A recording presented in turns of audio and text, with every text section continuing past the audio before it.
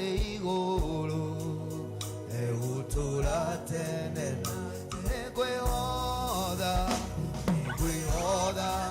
okwehoda nama okoirima kunadore toduturite nogutura wigai wigai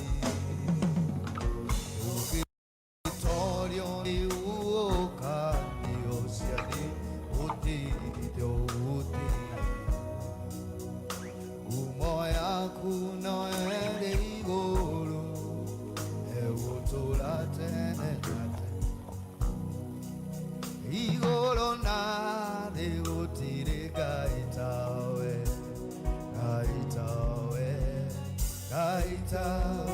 igoro na de gotire gaitawe wewe munene muno igoro na de gotire gaitawe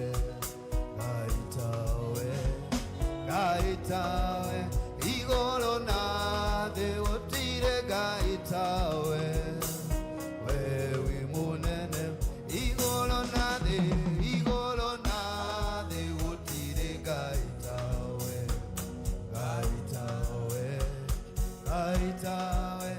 igoro na de gotire gaitawe wewe munene muno negwaya kenanda gyakwa na Daudi ora wa Jesi yanirire wewe gai munene nagutire ugitawe negoua netoriro Jehoshafati muthamaki wa Juda yanirire wewe gai munene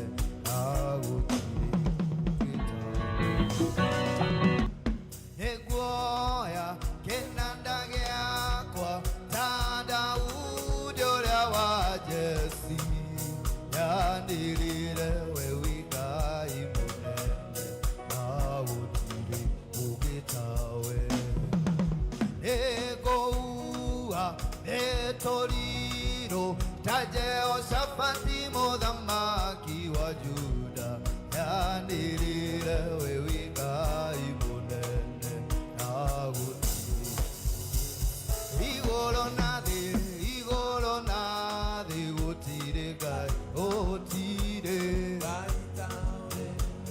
gaitawe igoro na de gotire gaitawe wewe munene igoro na de gotire gaitawe inywe motoe gai wito Jezebeli mutumia mwaganu wili wake walioni usiari na mariko udhuri wake Ahabu thutha wa kuiya muguda wa Nabothi acemanirie na mugwi wa guthuga agikwa na giko inywe mutoe gai wito Jezebeli mutumia mwaganu wili wake walioni utiari na mariko Nabothi acemanirie na mugwi wa guthuga agikwa na giko igoro na de gotire gaitawe igoro na de gotire gaitawe wewe munene igoro na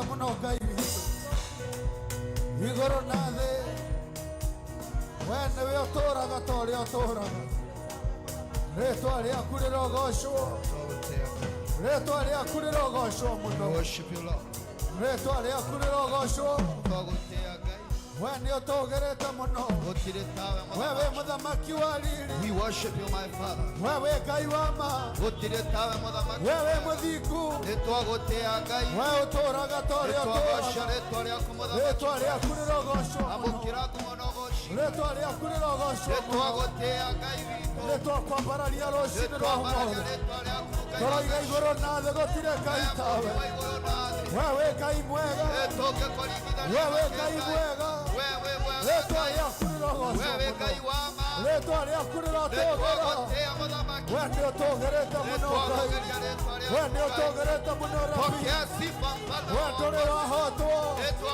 we nĩwe wombire igũrũ na ũndũ wa hinya waku Ngai na ũndũ wa hinya waku Rabi nĩtuoka nĩgetha tũgũthathaiye tuoka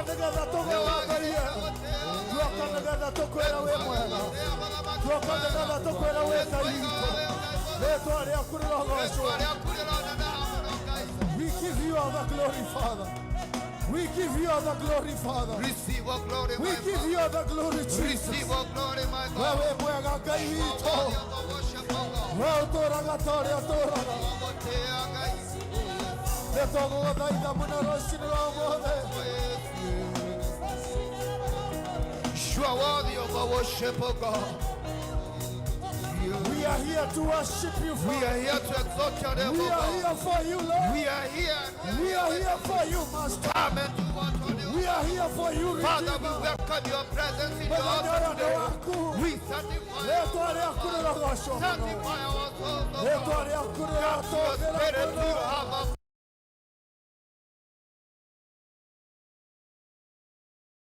place to dwell in wewe us. Ngai We mahinda mothe. sanctify my We are here this morning. Let your glory come, Father.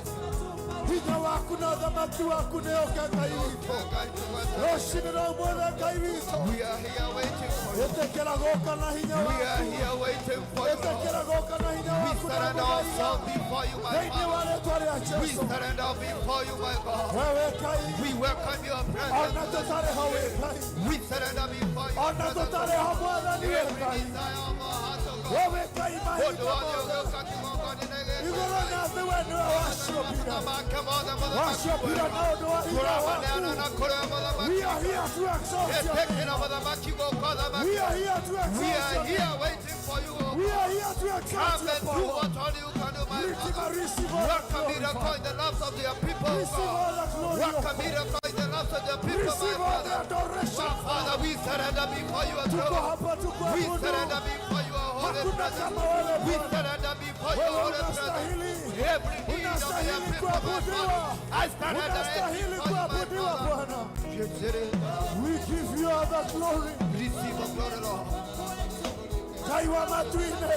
Come and do Wewe nĩ wapararĩte mũno. whoever our God. Wewe nĩ wapararĩte Ngai. We welcome your presence, Wewe O nĩ God. wapararĩte We mũno welcome Bwana. your presence, O Father. Kĩgongona-inĩ gĩkĩ nĩ wapararĩte. Ũtungata-inĩ ũyũ nĩ wapararĩte mũno. Ũtungata-inĩ ũyũ nĩ wapararĩte. Ngoro-inĩ ciitũ nĩ wapararĩte. Rĩĩtwa rĩaku rĩrogocwo mũno.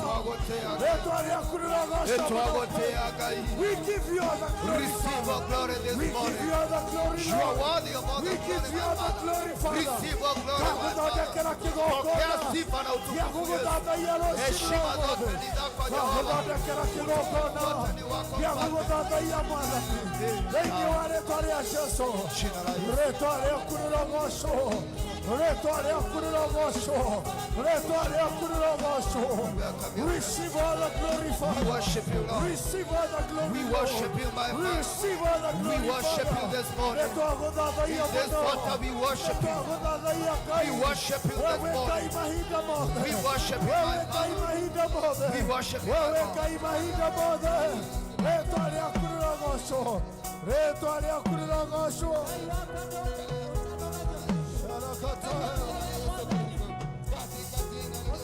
This is a beautiful morning. to glorify your holy name. This is a beautiful morning. We glorify you, Father. In the name of Jesus. In the name of Jesus. Oh, Jesus, we are here. We are approaching your throne. Your throne of mercy, oh God. Your throne of mercy, oh Father. We approach your throne of grace. Now to anagera wega. Now to anagera wega. Now to iguagera la mwadani. Now to ekagera wega. Reto ale akurira mosho. Reto ale akurira mosho.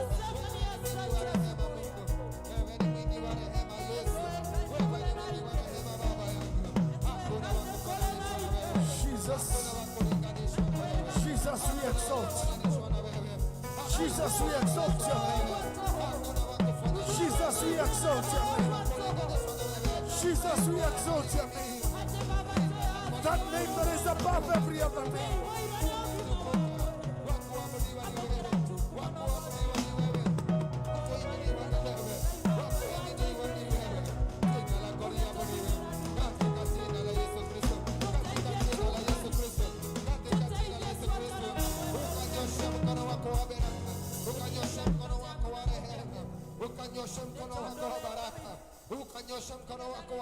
Jesus, we thank you. Jesus, we worship. We give you all the glory, Father. In the name of Jesus. In Jesus' name. Amen. Amen. Amen. Amen. Amen. Tukiwa katika ile hali ya maombi, ningeomba wale wameketi huko chini wasimame tafadhali. We are in a moment of approaching the holy throne of God.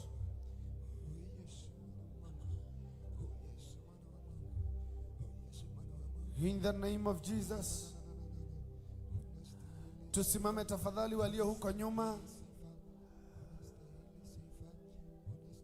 Tusongee huku mbele tafadhali. Najua kuna baridi, mtu anataka mahali ataketi. Yoreria gashuka gake ta wa karaoke. Tuogoke inago huko mbele tafadhali. Tukaingie.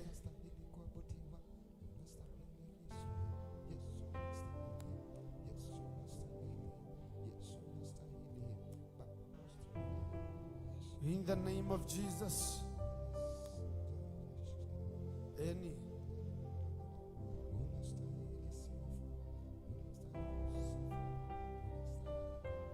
Amen.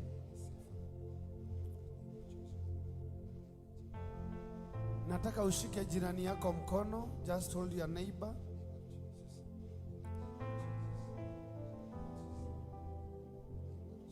Tafuta jirani.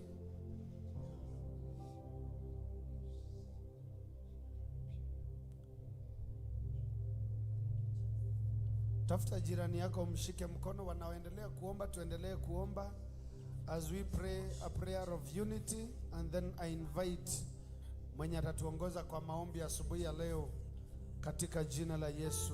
Father, we thank you. Mwathani nĩ twagũtĩa rũcinĩ rwa ũmũthĩ. Thank you nĩ tondũ wa tha ciaku Ngai. Thank you nĩ gũtũiguĩra tha rũcinĩ rwa ũmũthĩ.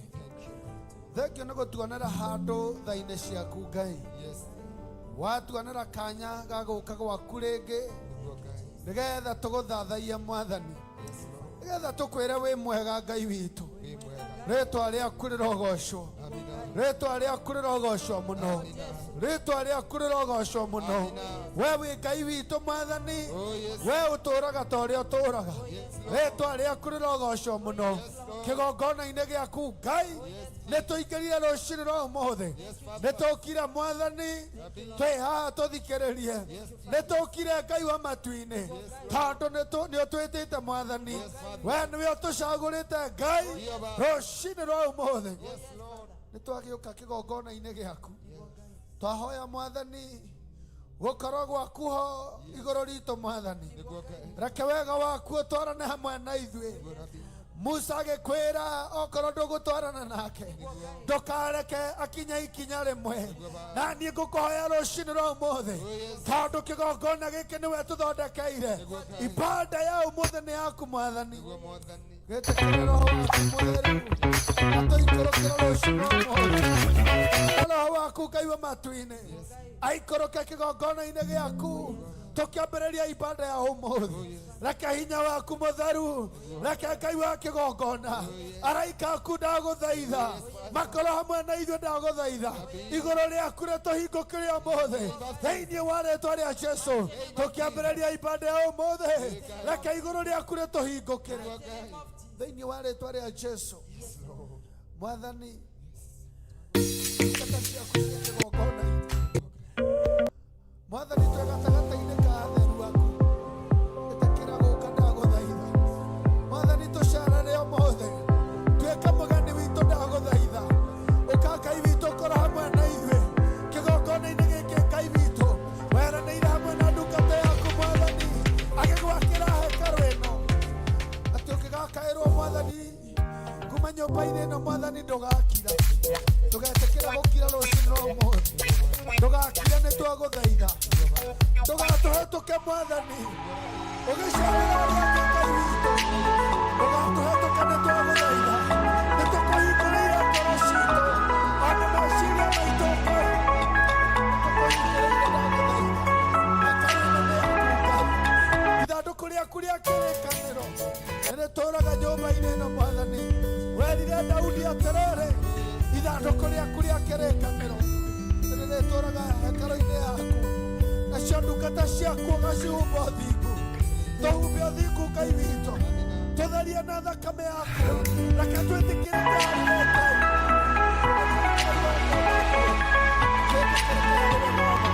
twĩtĩkĩrĩke harĩwe Mwathani. Thambia meciria maitũ, thambia ngoro citũ, thambia mĩĩrĩ ĩno itũ, tũkũrutĩra ta igongona rĩ muoyo thĩinĩ wa rĩĩtwa rĩa Jesũ. Mahoya maitũ Ngai marogũkinyĩra wĩ gĩtĩ-inĩ gĩaku Mwathani. Mahoya maitũ, mathaithana maitũ Ngai marogũkinyĩra Mwathani o ta mũtararĩko wa ubani thĩinĩ wa rĩĩtwa rĩa Jesũ. Mwathani tũingĩrire hekarũ-inĩ yaku. Okorwo kwĩ mũndũ ũingĩrire ateng'eretio nĩ mathĩna, ũngĩingĩra ateng'eretio nĩ mathirĩ, ũngĩingĩra ateng'eretio nĩ thitango, ũngĩingĩra ateng'eretio nĩ kwaga thayũ, ũngĩingĩrire Mwathani ngoro yake ĩgĩtangĩkaga ũkĩona nĩ akinyĩte mũico. Maũndũ macio mothe Ngai matikũgiria tũgũthathaiye tondũ tũkire kũrĩa Mwathani twaũragĩrwo mĩrigo yothe. We nĩwe ũtwaũraga mĩrigo, ũkatwaũria mũthĩ Baba, ũkatwaũria macoki mothe, ũkatwaũria nĩ twagũthaitha, ũkatwaũria Ngai witũ tondũ twĩ kĩgongona-inĩ gĩaku Mwathani. Tũkwambĩrĩria nawe, twĩ gatagatĩ-inĩ nawe, ona tũkĩrĩkia nawe. Ũgoci wothe ũgũkorwo nyũmba ĩno rĩ nĩ waku Ngai witũ. Igongona rĩothe Ngai witũ rĩ rĩgũkorwo nĩ ũndũ wa ũgoci waku thĩinĩ wa rĩĩtwa rĩa Jesũ. Mwathani reke hinya waku aharũrũke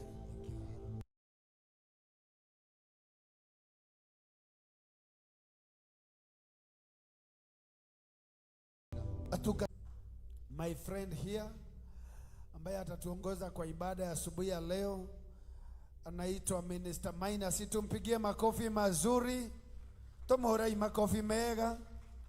Karibu sana utuongoze kwa ibada. Mungu atakubariki sana. Haleluya. Bwana asifiwe. Katika hiyo mundi naomba tuendelee na maombi. Mungu ni mwaminifu kwa wakati wote. Kwa neema yake ametukarimia siku ya leo. Haikuwa siku ya kawaida, ilikuwa tu ni neema yake, akaona ni vizuri tukae uhai katika hii siku. Zama tu mbele za Bwana, mwambie yeye ni mwaminifu, akukubalishe siku ya leo, utembee kulingana na mapenzi yake, uflow kulingana na mapenzi yake. Kenya amekupangia katika hii siku, iwe ikatimie hii siku. Isipokuwa tu ni neema yake, isipokuwa tu ni wema wake, isipokuwa tu ni nguvu zake, haungekuwa uhai. haungekuwa unapumua, lakini kwa neema yake na ukuu wake yeye akaona ni vizuri akakupatia uhai. Yeye akaona ni vizuri akakukirimia uhai. Sio tu jambo la kawaida, ilikuwa ni watu wengi sana walikuwa wanatamani hii siku, lakini Mungu akaona ni vizuri ukawe mmoja wa wenye wako uhai. Sio jambo la kawaida, imegharimu mkono wake. Na kwa hivyo nakuomba, enda tu mbele za Bwana, mwambie ni asanti, mwambie akupatie neema, akupatie nguvu, akupatie uwezo wa kupigana na mambo yenye iko mbele yako katika hii siku. Biblia inatuambia Mfalme Daudi wakati alitawazwa kuwa mfalme, kuna mfalme zingine zilikuwa mbele zake, na ili aipate ilibidi yeye mwenyewe apigane. Lakini hata wewe na kuombea siku ya leo, Kenya kimewekwa mbele zako, mambo yenye Mungu amekutazamia mbele zako, lazima upigane vita, lazima uinuke, ufungue macho ya kiroho, uombe Mungu akuelekeze ili upate kufika mahali amekutazamia kufika. Enda mbele za Bwana, nyenyekea mbele za Bwana, omba Mungu, omba msamaha. Kuna mambo ilifanywa na wenye walikuwa mbele, kuna mambo ilifanywa na wenye walikuwa wamekuzaa, kuna mambo ilifanywa kwenye ulitoka, kuna mambo ilitendwa na wazazi wenye walikuwa walitutangulia. Hao yote yanaweza kuwa kizuizi kwa maisha yako, hao yote yanaweza kuwa kina kufunga katika maisha yako. Lakini usipojifungulisha mbele za Bwana, inaweza kuwa inakurudisha nyuma. Unatazamia sana kwenda mbele, unatamani sana ufike, unatamani sana uone mazuri, unatamani sana Mungu akupatie mafanikio, lakini kuna mambo inakurudisha nyuma. Anza kujifungua, anza kutenda, anza kuomba Mungu akufungue. Amba Mwenyezi Mungu, tunakutukuza, tunakuinua asubuhi ya leo. Wewe ni mwenye haki, wewe ni wa hukumu, wewe ni mwaminifu. Tunaomba neema na kibali chako, tunaomba ukuu na uaminifu wako, tunanyenyekea chini ya madhabahu yako. Tunaomba neema na uwezo wako Baba, wewe ni mwaminifu. Tunanena neema yako na kibali ikawe juu ya maisha yetu, ikawe juu ya siku ya leo. Tunaomba baraka zako, wewe ni mkamilifu, unakamilisha mwanadamu. Tunaomba ukamilisha wako, my Father, my God. Mahali tumetenda kinyume na mapenzi yako, mahali tumeenda kinyume na mapenzi yako, tunaomba rehema yako, tunaomba msamaha, my God, my Father. Na ukanene siku ya leo, na ukaingilia katika maisha yetu, na ukaingilia katika hii siku. Tunajifungulia Baba, tunajifungulia katika hii siku. Tunaomba kutumika mbele zako, tunaomba kutumika katika madhabahu, tunaomba kutumika katika hii siku. Ukafanya jinsi upendavyo na mioyo yetu Baba, na maisha yetu Dabi, katika familia, katika jamii. Kuna mambo ili neno, kuna mambo ili tena, kuna mambo walisema, lakini katika hii siku tunaenda kinyume na maneno yote iliyonenwa, tunaenda kinyume na mambo yote iliyonenwa. Tunanena damu ya Yesu, tunanena damu ya Yesu katika maisha yetu, katika jamii yetu, katika hii siku. Damu yako ikinenwa inanena mambo makuu kuliko damu ya Abeli, damu ya msalaba, damu ya mwana kondoo aliyekufa kwa ajili yetu, aliyetitoa kwa ajili yetu tukaweze kufunguliwa katika hii siku. Tunajifungua katika hii madhabahu, tunanena baraka, tunanena baraka, tunanena mafanikio, tunanena ukombozi katika maisha yetu, tunanena ukombozi katika jamii, tunanena ukombozi katika maono. My Father, my God, ili sio siku ya kawaida, ni siku ya kipekee ambao umetuangamia, ambao umetupatia ikawe naka, ikawe manufaa, ikawe ya kupaa. My God, my Jehovah, yote tunayaweka kwako mikononi mwako Rabi. Tunajua tuko salama mikononi mwako Jehova, utaenda kuinuliwa mikononi mwako Rabi, utaenda kufanikiwa. Wewe ni mwaminifu kwa kutenda, wewe ni mwaminifu kwa kutimiza, wewe ni mwaminifu kwa kufanikisha. My God, my Jehovah, mambo yetu na maisha yetu tunayaweka mikononi mwako katika madhabahu hakuna kurudi nyuma, katika madhabahu hakuna kurudi nyuma tena. My God, my Jehova, mkono wako wa Bwana, mkono wako wa upekee, mkono wako wa ukombozi, mkono wako wa ushindi uko juu yetu. Tunanena juu la wema, juu la wema wako my Father, my God. Tunaangaziwa na wingu la neema yako, tunaangaziwa na nguvu zako Baba, my Father, my God. Tunaomba mwangaza ambao unamulikia my Father, my God, kama vile ile siku hakuna kitu kilizuilia ikafika siku ya leo.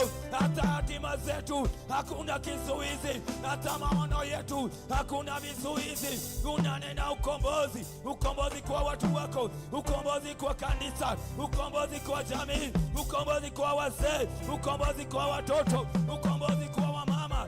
My Father, my God, wewe ni mwenye haki au tema.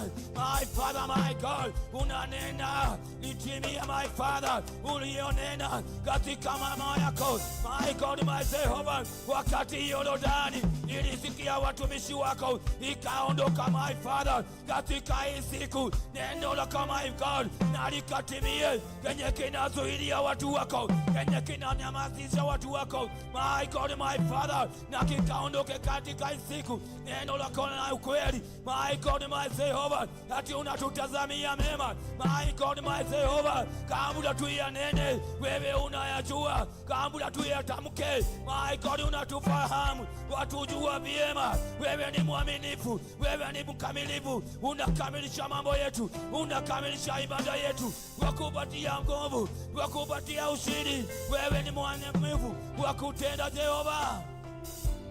Wewe unaweza yote my Father, katika hii siku ni siku ya kipekee, ukaona ni vyema. Wewe ulituambia unatengeneza njia. Asante my Father, maana wewe ndiye njia, unafungua milango, wewe ndiye mlango wa kweli my Jehova, my Father. Kuna mambo unatuweka mbele zetu, kuna mambo unaenda kubadilisha, kuna mambo unaenda kurejesha, kuna mambo unaenda kutengeneza, kuna mambo unaenda kufanikisha my God, my Jehova. Kenye kimeishi kuzuilia watu wako, kenye kimeishi kufungilia watu wako, hii siku sio siku ya kawaida, hii siku sio siku ya kama zile zingine my Father, my God. Unaingia kwenye anga, unaingia kwenye anga, unatangazia anga baraka zetu ambazo zimezuiliwa, baraka zetu ambazo zimeshikwa, tunasema zikaashiliwe, unatangaza zikafunguliwe, unatangaza zikafunguliwe katika hii siku. Unatangaza neema, unatangaza ukombozi my Father. We worship you Father, we adore you Father, we praise you. Hakuna kama wewe, peke yako umetamalaki, peke yako umetukuka, peke yako jawabu letu, peke yako kimbilio letu. Sijaona kama wewe, sijapata kama wewe. Wewe mwaminifu, wewe mkamilifu, kimbilio la maisha yetu, tegemeo letu Jehova.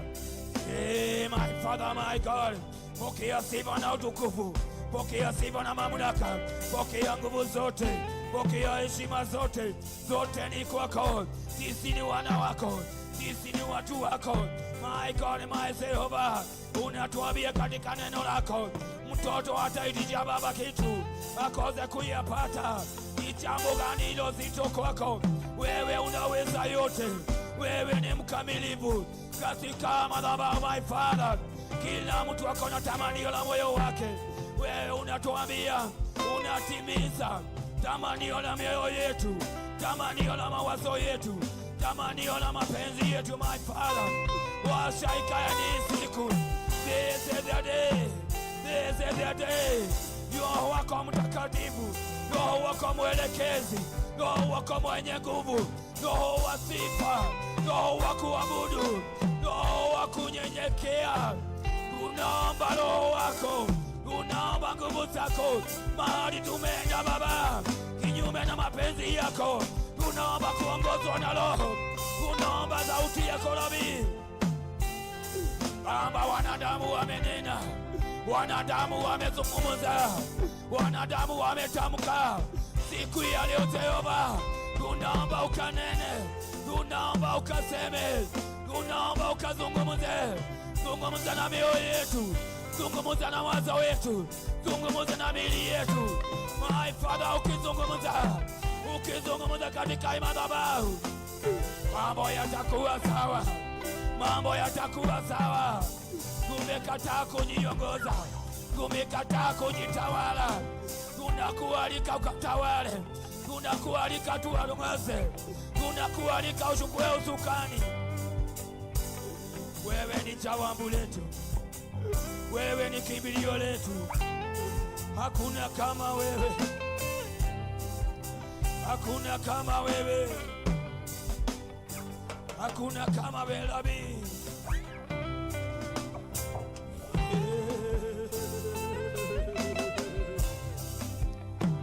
Sijaona kama wewe, una nguvu na mahi.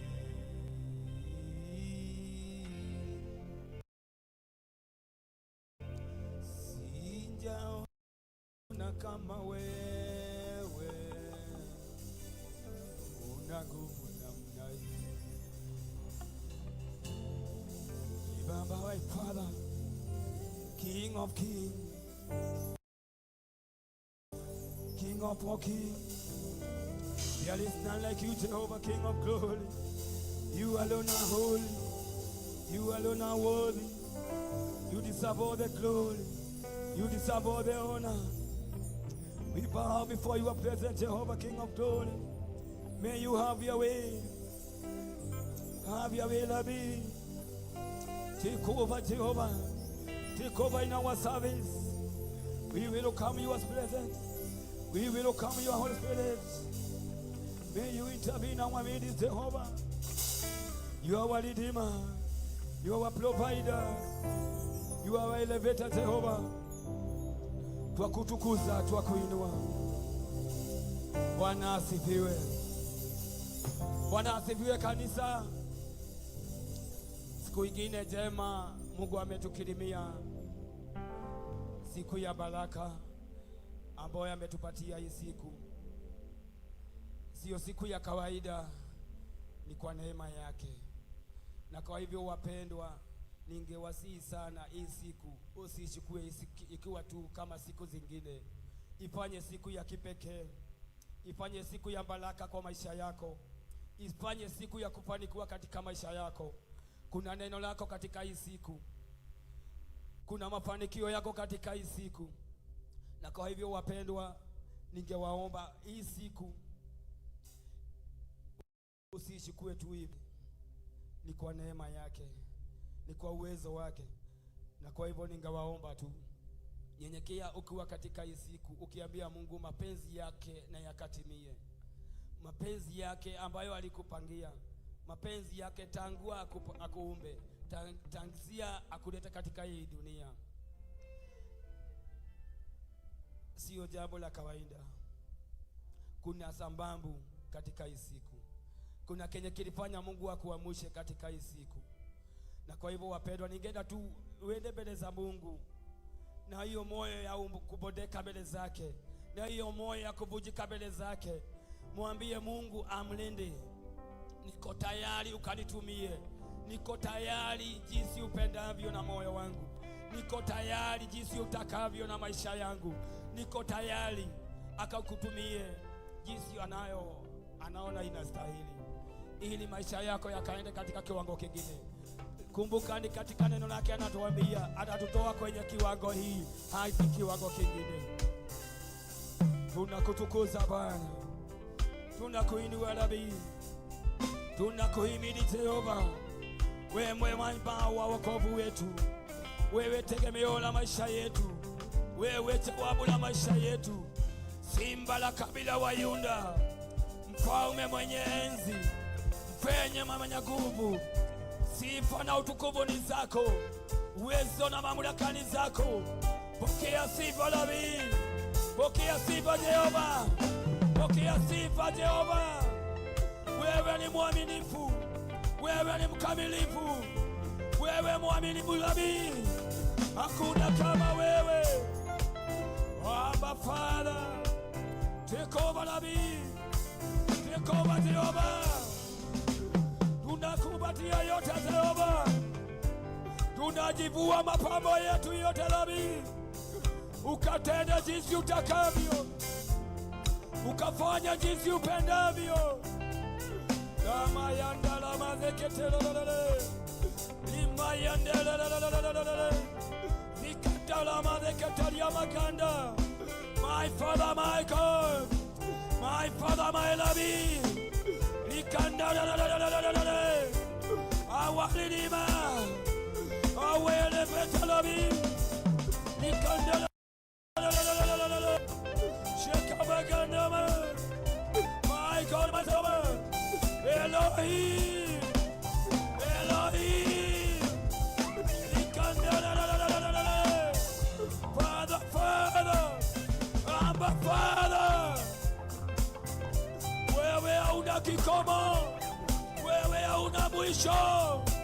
Neno lako ni ngome imara, mwenye haki ukimbilia anapata usalama.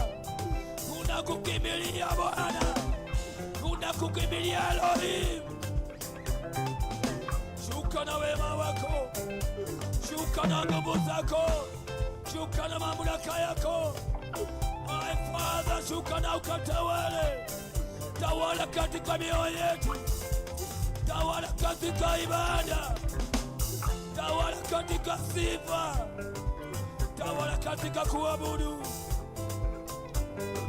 Maana wewe ni mwaminifu, wewe ni wakuu, wewe ni wa kuabudiwa, wewe ni wa kutukuzwa Baba.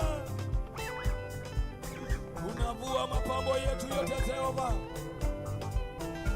taji zetu zote tunaziweka chini. My Father, ukapata kuinuliwa, ukapata kuabudiwa, ukapata kutukuzwa mahali hapa.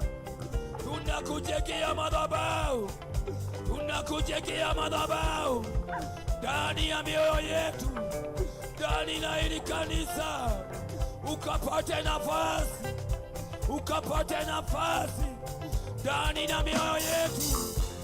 My God, my Father, our Rabbi, our Elevator, our King, Master Jesus, Master Jesus.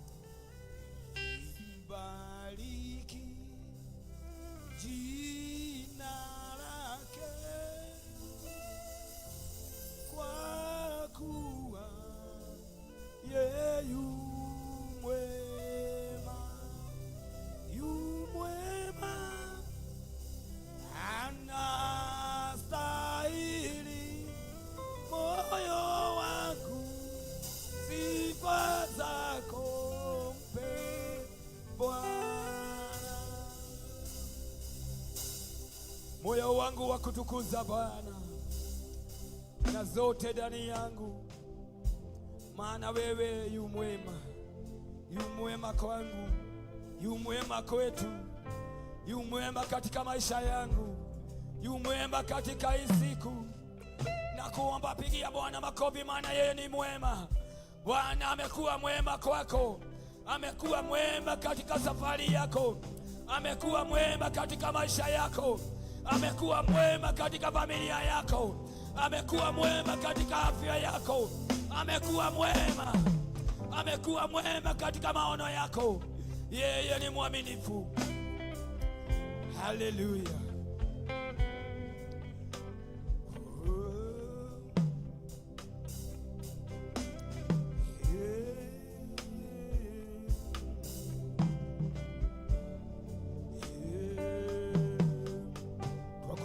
Bwana, twakuhimidi Rabi, twanyenyekea chini ya utawala wako, tunapiga magoti yetu Jehova, tunasujudu mbele zako, tunakiri ya kwamba wewe ni mwaminifu, tunakiri ya kwamba wewe ni mwamba wetu. Sifa zote ni zako, wewe mwema kwetu, wewe ni mwaminifu Jehova. Elohim, Mungu wa kweli, tunakuita Immanueli, Mungu pamoja nasi, Mungu uliye pamoja nasi.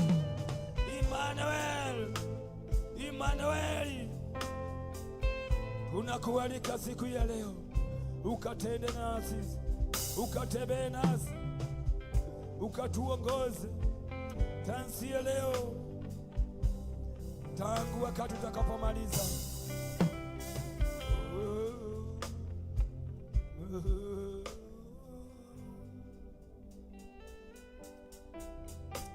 Bwana asifiwe. Na kama vile mnajua, katika hii madhabahu tuko na department za aina, tuko na wazee, tuko na wamama, tuko na watoto, tuko na washugaji na tuko na kanisa. Bwana asifiwe.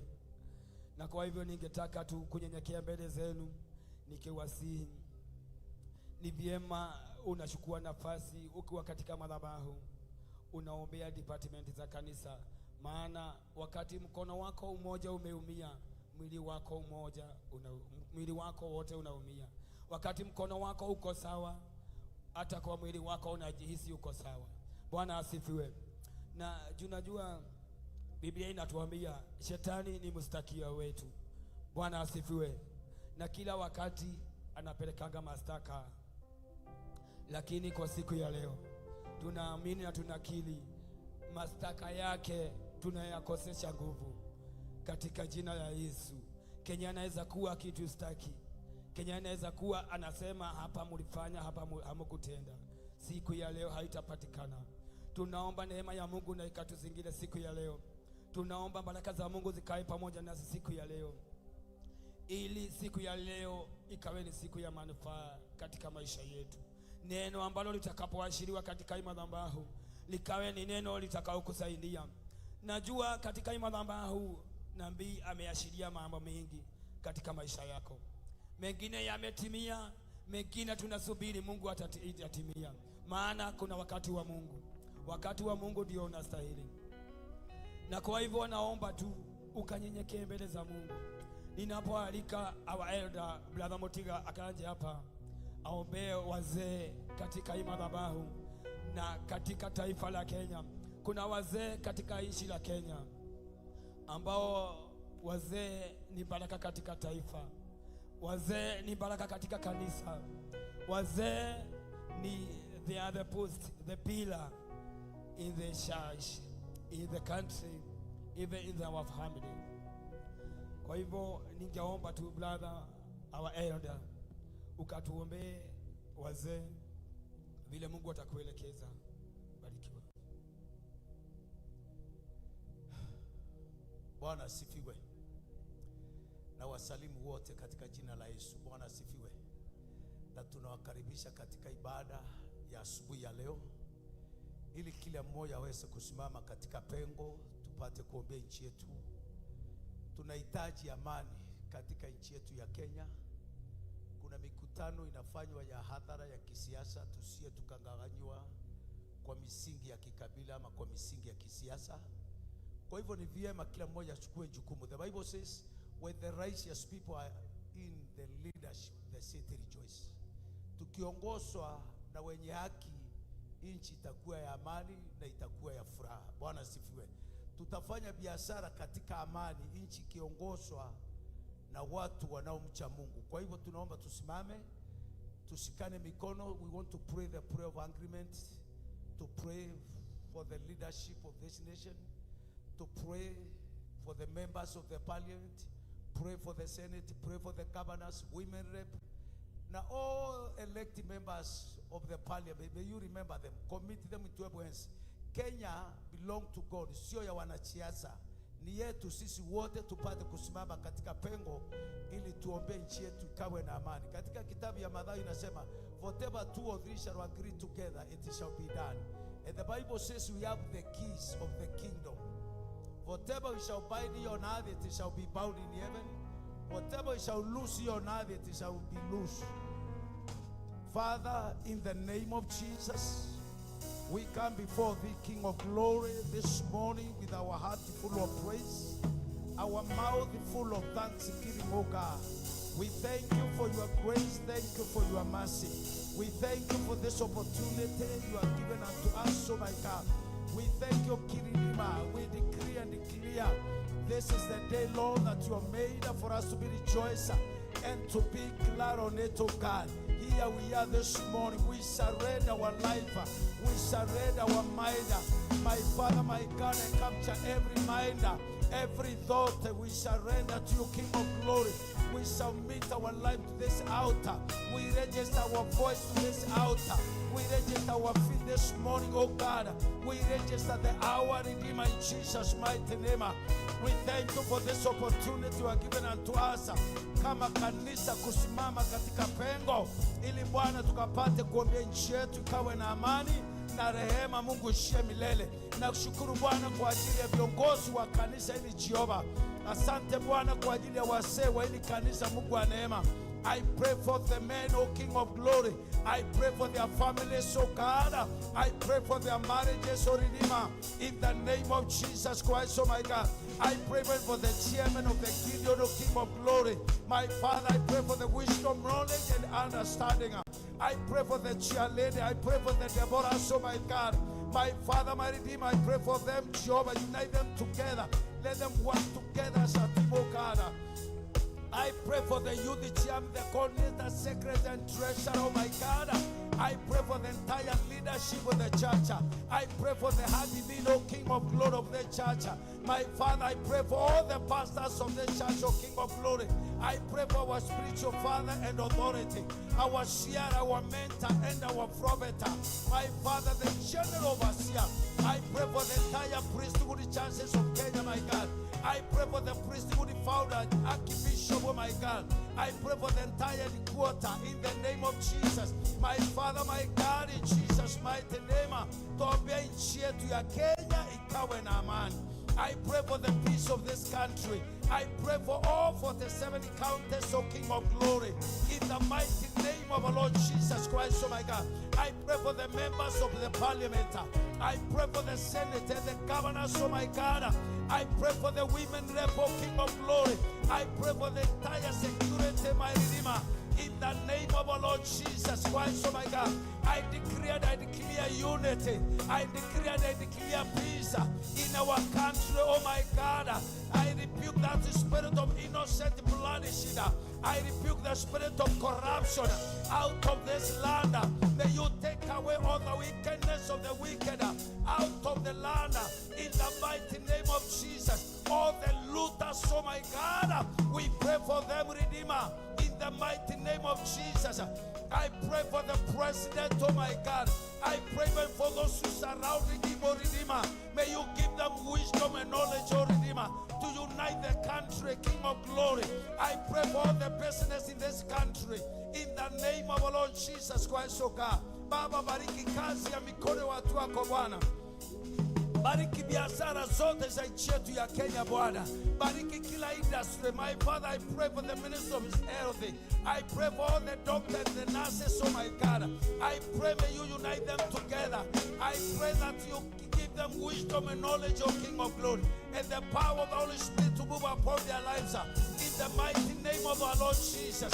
This morning, Jehovah, we stand on the gap. We hold our hands together in unity, oh my God, to declare peace in our country, to declare peace in this nation, oh my God. In the mighty name of our Lord Jesus. Nchi yetu haitaharibika Bwana. Tunaombea vijana wa nchi yetu ya Kenya. Hakutakuwa na umwagikaji wa damu. Tunaomba kwa ajili ya uchaguzi unaokuja Bwana. Tunatangaza amani katika nchi yetu ya Kenya. Tunatangaza umoja katika nchi yetu ya Kenya. Tunaomba tunaombea vyama vyote vya kisiasa katika jina la Yesu Kristo. Hatutagawanywa kwa misingi ya kikabila, hatutagawanywa kwa misingi ya vyama, bali tunaomba kanisa na ushirika wa Roho Mtakatifu Bwana, kanisa lake Yesu Kristo Bwana, likasimame katika pengo Bwana, kwa ajili ya kuombea nchi yetu ya Kenya. Baba, tunaomba kwa ajili ya kanisa, the church leaders, oh my God, we pray for them, Redeemer, the entire leadership, oh my God. I pray for the minister of Washington, oh my God. I pray for the entire security, oh King of Glory, of the church in Jesus' mighty name. I pray for praise and worship team, oh my God. We call them ministers, oh King of Glory, even as they stand upon this altar to minister. I register their voices, oh my God, upon this altar. My Father, my God, unite them together, King of Glory. I pray for unity, Lord, among their lives, in the mighty name of our Lord Jesus. This morning, Heavenly Father, we commit the service unto you, King of Glory. Tunakupa ibada ya siku ya leo Bwana. Tunakupa ibada ya siku ya leo Bwana. Wewe pokea sifa na heshima na utukufu Jehova. Tuinainua mioyo yetu kwako Bwana, na vinywa vyetu vikisema ni asante kwako kwa yale makuu umetenda Bwana. Tangu Jumapili umekuwa mwema na hata mwaminifu, na hata siku ya leo Bwana umetuleta tukiwa wazima. Twaliinua jina lako na kulitukuza Bwana. Heavenly Father, I want to pray for our children, oh my God. I pray for the Sunday school children. I pray for the Sunday school teachers, oh my God. I pray for the gift of the Holy Spirit upon our children. My Father, the Bible says, we train them when they are young. Even when they grow, Lord, they will not depart on your ways, oh my God. I declare that clear knowledge of the word of God upon their lives. I declare the clear wisdom upon them, Redeemer. I cover them and protect them, Jehovah, this holiday, in the mighty name of our Lord Jesus. We cover them, Lord, by the power in the blood of your Son, Jesus. We call upon the blood of Jesus. And because of the out of the cross of Calvary, the blood was shed, the blood of Jesus, that maketh the atonement of the soul. And this morning, our Heavenly Father, we surrender our life to you, God. We surrender everything to you, Jehovah. I pray for the healing upon your people today. I pray for the salvation today, Lord. I pray for deliverance today in the mighty name of our Lord Jesus. May the heaven hear and respond in the name of our Lord Jesus. This morning, Jehovah, I pray for the glory of our destinies. I pray for the glory of our stars to shine than never before in the name of our Lord Jesus. We thank you this morning, King of Glory, for this opportunity, my God. We thank you for this privilege, oh my God. We don't take it for granted, Redeemer. Thank you for your grace. Thank you for the sufficient grace upon our lives today in the mighty name of Jesus. Heavenly Father, we commit everything to Ebu Ensuka. We commit the entire service to Ebu Ensuka.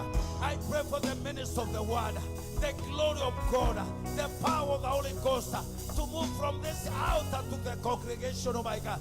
The power of the Holy Ghost to be upon this place. The power of the Holy Spirit upon this place to move in a mighty way in the name of Jesus Christ, oh my God. Let your presence move in our ministry, King of Glory. I thank you, Redeemer, because you never gather your people in vain. May you prepare a table for us today.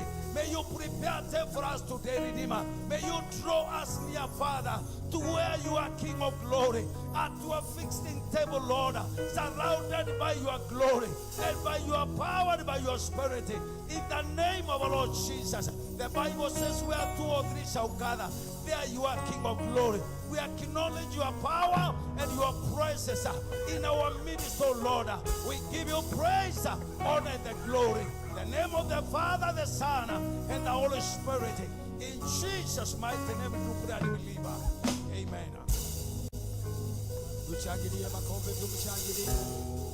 Asante sana, our elder. God bless you.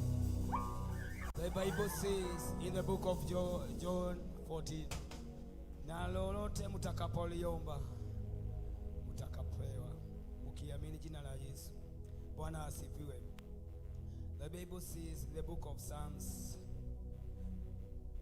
uliza mataifa na nitakupatia. Bwana asifiwe. Siku ya leo Kenya tutaambia Mungu atatupatia, maana ni neno lake linatuambia. Yeye anasemanga hufuata neno lake ili akalitimie, likafanye kazi. Bwana asifiwe. Na vile mnajua huyu Mungu tunamwamini, kwa kutenda yeye ni mwaminifu, kwa kutimiza yeye ni mwaminifu. Kwa hivyo yeye sio kama mwanadamu. Mwanadamu anaweza kuahidi kitu lakini asahau. Mwanadamu anaweza kuahidi kitu akose kutimiza, lakini Mungu mwenye tunaamini yeye ni mwaminifu. Kwa hivyo maombi yenye tunaomba tunayaamini ni ya ukweli na yatakuja kutimia. Bwana asifiwe. Nataka kumwalika Evangelist Yesi akuje aombee wamama katika hii madhabahu na katika taifa la Kenya. Tuko na wamama wengi katika taifa la Kenya, lakini kuna kitu kimoja tunaomba, wawe ni wamama wanaongozwa na Roho wa Bwana, wawe ni wamama wanaongozwa na Roho wa Mungu akifanya kazi ndani yao. Na wakiwa na Roho ya Mungu ndani yao, Mungu mwenyewe ataonekana katika familia, katika taifa, katika kanisa, katika watoto wetu. Maana mama ni mzazi, mama ndiye uzaa. Mama anaweza zaa baraka ama azae kitu kingine, lakini tunawaombea wakazae baraka.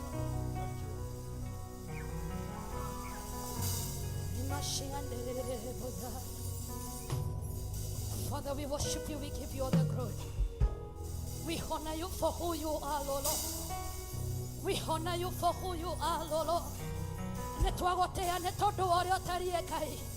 Igoro na thĩ gũtirĩ Ngai ũngĩ ũhana tawe. Twakwambararia we mũthamaki wa thamaki, twagũtũgĩria we mũthamaki wa thamaki. Father, we call you the mighty man of war. This morning we call you the mighty man of war. We declare that there is no other God. Gũtirĩ Ngai ũngĩ ũhana tawe Ngai. Nĩtwakwĩnyiheria na twagũtũgĩria thĩinĩ wa rĩĩtwa rĩa Jesũ Kristo.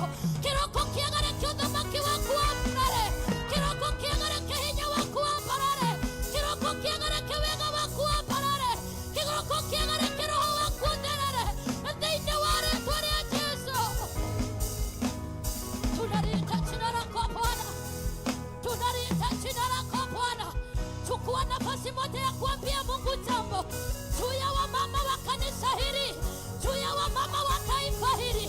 Oyandagike mtu wereka yudo netondo watumia kigokona geke, netondo watumia bũrũri ũyũ, netondo watumia na makoragwo marĩ athĩnjĩri.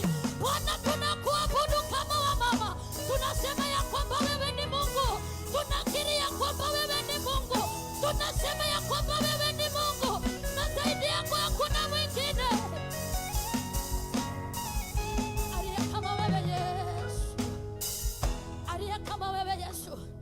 Ambararia moko maku na igũrũ tukihoera atumia othe ũrĩa wĩikarĩte thĩ ngũkũria tunagĩtĩo ũrũgame.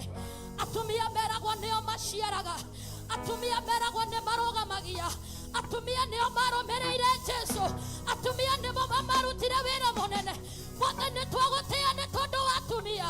Ngai wakwa nĩndagũcokeria ngatho nũgamĩte kĩgongona-inĩ gĩkĩ ndĩta mũtumia kĩgongona kĩama, makĩria ma mothe ndĩta mũthĩnjĩri. Mwathani, ndambararia atumia othe na kũrĩ we thĩinĩ wa rĩĩtwa rĩa Jesũ Kristo. Kĩroko kĩega ndahoya wega waku ũkĩrorokĩtie atumia othe thĩinĩ wa rĩĩtwa rĩa Jesũ. Mũtumia nĩainamaga ngoro nĩ tondũ wa ciana ciake, mũtumia nĩainamaga ngoro nĩ tondũ wa mũthuri wake, mũtumia nĩainamaga ngoro nĩ tondũ wa wĩra waku Ngai. Ngoro ici ndahoya ũciambararie thĩinĩ wa rĩĩtwa rĩa Jesũ. Ngai witũ, tũrĩ ta atumia twananyararwo, tũrĩ wĩra-inĩ waku, tũrĩ ta atumia twananyararwo, tũrĩ na kũhutia kĩgongona gĩtheru, no ndĩtie hinya waku igũrũ rĩa atumia othe kĩgongona gĩtheru thĩinĩ wa rĩĩtwa rĩa Jesũ. Kĩambararia gatumia oya kanitha ũyũ moko-inĩ maku kĩgongona gĩtheru. Atumia arĩa twĩtaga Deborahs ndamambararia na kũrĩ we, ndameteria hinya mwerũ, ndameteria roho mwerũ, magũtungate magwĩtigĩrĩte tatumia twina mami ariwe mami witu wa kigongona nitamwapararia na kuriwe Ngai gitotonga kigongona-inĩ gĩkĩ Ngai witũ twina ciarete ũrĩa ũtongoragia atumia kigongona-inĩ gĩkĩ Ngai twina thĩnjĩri atumia Mwathani ndamapararia na kuriwe kanitha-inĩ ũyũ Ngai wakwa twina ciana cia tũirĩtu twina ayuthi kigongona gĩtheru ona twina twana tũnini othe ndamapararia na kuriwe thĩinĩ wa bũrũri-inĩ witũ wa Kenya atumia othe kigongona gĩtheru ndamapararia na kuriwe arĩa marĩ thirikari-inĩ Ngai ndamapararia na kuriwe kĩmeteria wega mwerũ kĩmeteria hinya mwerũ kĩmeteria roho waku thĩinĩ wa rĩtwa rĩa Jesũ tũtikanahũthĩke nĩ ũrĩa mũũru gũthũkia wĩra waku tũtikanahũthĩke nĩ ũrĩa mũũru kũrehaga mbara na ngũĩ tũtikanahũthĩke nĩ ũrĩa mũũru thĩinĩ wa rĩtwa rĩa Jesũ tũhũthagĩra na hinya waku Ngai tũhũthagĩra na roho waku Ngai na tũkanyita maikrofoni gũgũtungata tũhũthagĩra na hinya waku Ngai tũhehenjage kĩgongona gĩtheru na tũrathimage mũthamaki mwega maithori ma atumia aya ndamapararia na kuriwe ruo rwao Ngai wakwa ndarwapararia na kuriwe kĩrĩro kĩao Ngai wakwa ndakĩambararia na kuriwe we Mwathani ũrũmbũyagia mabataro rũmbũya mabataro ma atumia aya thĩinĩ wa rĩtwa rĩa Jesũ cũthĩrĩria ngoro ciao no mahikĩrie wendi wa ngoro ciao thĩinĩ wa rĩtwa rĩa Jesũ tũteithagie gũciara mbeũ njega na wanawe kogwo Ngai kuma na ũgooci gũcokerere twakũhoyana macio tũĩ nĩ watũigua we Ngai nĩ no tugi-inĩ wa mwana wa Jesũ Kristo twahoya na twacokia Ngai. Pigie makofi mazuri. Barikiwa sana mtumishi wa Mungu. Bwana asifiwe.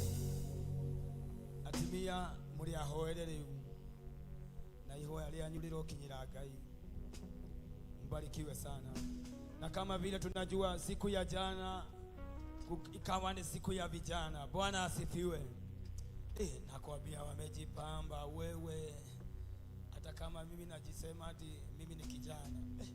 Ni kijana mzee. Hapo singeweza. Lakini tunashukuru Mungu kwa siku ya jana. Kuna conference ilikuwa jana na ikawa ni funzo katika kanisa la Priesthood na makanisa mengine. Najua huwa tunaanzia wengine wanafuata. Ninajua tumekuwa kielelezo katika makanisa hata katika dunia. Bwana asifiwe. Na kwa hivyo nataka kumwalika kijana akaombee vijana wa Priesthood na taifa lote la Kenya ili Mungu akawe mwelekezi wa maisha yao. Mungu akawe mwangaza wa maisha yao. Brother Solomon, nataka kualika hapa mahali hapa ukaombee vijana. Tuko na vijana, tuko na teens na tuko na Sunday school. Hiyo department yote ni kama iko almost the same. Mungu akakuongoza vile atakuonyesha. Asante sana. Bwana Yesu asifiwe. Bwana Yesu asifiwe tena. So yesterday we were taught 3 things. We were told something about prayer, purity and honor. And in our generation right now, we have a lot of people who want to be honored, and yet they do not have honor within themselves. They have never honored anyone, but they want to be honored. We have a lot of people who want the heavens to open, and we do not live righteous lives, or we don't live the pure life for the heavens to open. And we have a lot of people who are young who lack the grace of prayer. So as we go before the Lord, I would like us to just take those 3 agendas to the Father and just pray to God that He may open the heavens and pour out the grace of prayer to our young people, that they may learn and desire to love prayer and to pray even more, that they may love to live a righteous life and live according to God, and also that they may also have honor within themselves and begin to give people honor. Because one thing is certain, you can never enter into your kingship without service. Service is what leads you to your kingship. It is only David serving his disciples, his brothers. He was able to meet up with Goliath, and that led him to the palace. So go before the Lord. Just call on God that that God may just supply the grace of prayer unto our young people. Sisi wote ni wazazi, even though you are not a parent, you have a young brother, you have a young sister, just go before the Lord and just pray to our young people that God may supply the grace of prayer, that God may supply the grace of honor, that God may supply the spirit of desire, that they may have a righteous life and live it. Let us go before the Lord. Heavenly Father, we thank you, O God, for every young person, Almighty Father. We thank you, Heavenly Father, for every young person that is in school, every young person that is in college. I pray, Almighty God, for every person, oh God, that is young, Almighty Father. May you, Almighty Father, bring, Almighty God, the grace of prayer, oh God, unto their lives, Almighty God, that they may desire you even more, oh God, that they may desire to live for you, Almighty God, that they may desire to live a righteous life, oh God. Let purity be our portion, Almighty God. Exchange the desire of the world, oh God, with your desire, Almighty Father. Today, this morning, oh God, I pray that the old has gone, oh God, and the new has come, Almighty God. And that is the new creature, oh God, through Jesus Christ, Almighty God. I pray, Almighty Father, that you may create a new person within us, oh God. Create a new person within our spirits, oh God. May you, Almighty Father, have your way, oh God, unto your young people, Almighty God. Everyone who is in school, oh God. Everyone who is in universities, Almighty God. Everyone who is in college, Almighty God. I pray, Almighty Father, for new creature, Almighty God. For a new being, Almighty God, within them, Almighty Father. I pray, oh Father God, that we may walk, oh God, in your ways, Almighty God. Let purity be our portion, oh God. Let purity be our stand, oh God. May you ground us by your own, Almighty Father, word, Almighty God, that we may live for you, Almighty God, that we may live for you, Almighty God, that we may have honor within us, oh God, that we may honor those who are above us, oh God, that we may honor our seniors, Almighty God. Let Almighty Father give us, oh God, the honor that comes from heaven, oh God, because when we honor, oh God, we will be honored, Almighty God. I pray for young people, oh God, every young person who is in masturbation, oh God, every young person who is in pornography, oh God, every addiction, Almighty God, I bring it unto your feet, oh God. I break every spirit, Almighty God, of masturbation, my God. I break every spirit, Almighty God, of pornography, Almighty God. Every, Almighty God, altar, oh God, that was exalted in our lineage, oh God, for our sake, Almighty God. I pray, Almighty God, that you may break and scatter, oh God, every altar, oh God, exalted, Almighty God, by our ancestors, Almighty God. The mistakes of our parents, oh God, will not get to our generation, oh God. We pray for freedom, Almighty God. We pray for the freedom of the cross, oh God. The blood of the shed, Almighty God, on Calvary, Almighty Father. I pray, Almighty God, for freedom unto our young people, oh God. For freedom unto our lives, Almighty God. Freedom unto our addictions, Almighty God. Every lack, Almighty God, of godliness in their lives, oh God. In their tongue, Almighty God. In their thinking, Almighty God. In their hearts, Almighty God. May you uproot it, Almighty God. Every seed, Almighty God, of sin upon our hearts, oh God. Every transgression, oh God. Every wickedness, oh God, that is in our hearts, Almighty God. As a young people, Almighty God,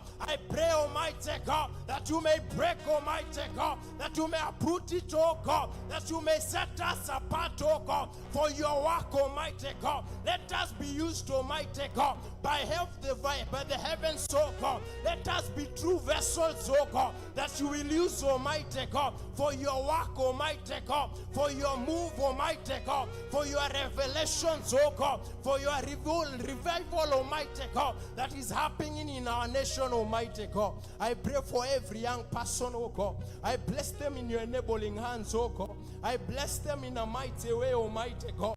I pray, Almighty Father, for every, Almighty God, every undermam, everything that is happening, oh God, in our schools, Almighty God, every fire that, Almighty God, that has been happening, oh God, I pray that you may change, Almighty God, that you may turn it around, oh God, that no more premature death, oh God, and to our young people, Almighty God, no premature death, Almighty God, and to our people, Almighty God, and to our young daughters, oh God, and to our young men, oh God. I speak a word of blessing, oh God. I speak a word of favor, oh God. I speak a word of anointing, oh God, upon our lives, Almighty God. As a young generation, oh God, we place ourselves, oh God, in your enabling hands, Almighty God, and we declare worship, oh God, as our purpose, Almighty God. That righteousness, Almighty God, will be our walk, Almighty God. That prayer, Almighty God, will be our portion, Almighty God. And that honor, oh God, will be our portion, Almighty God.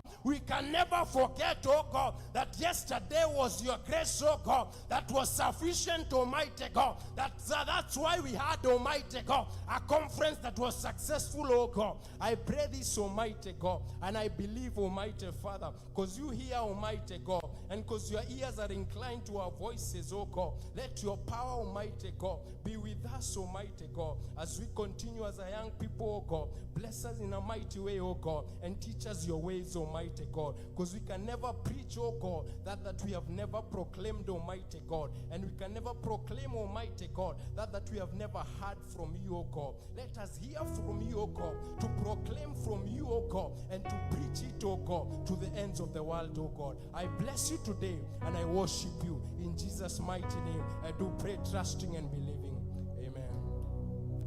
Tumpigie makofi mazuri, barikiwa sana. Isa our youth chairman.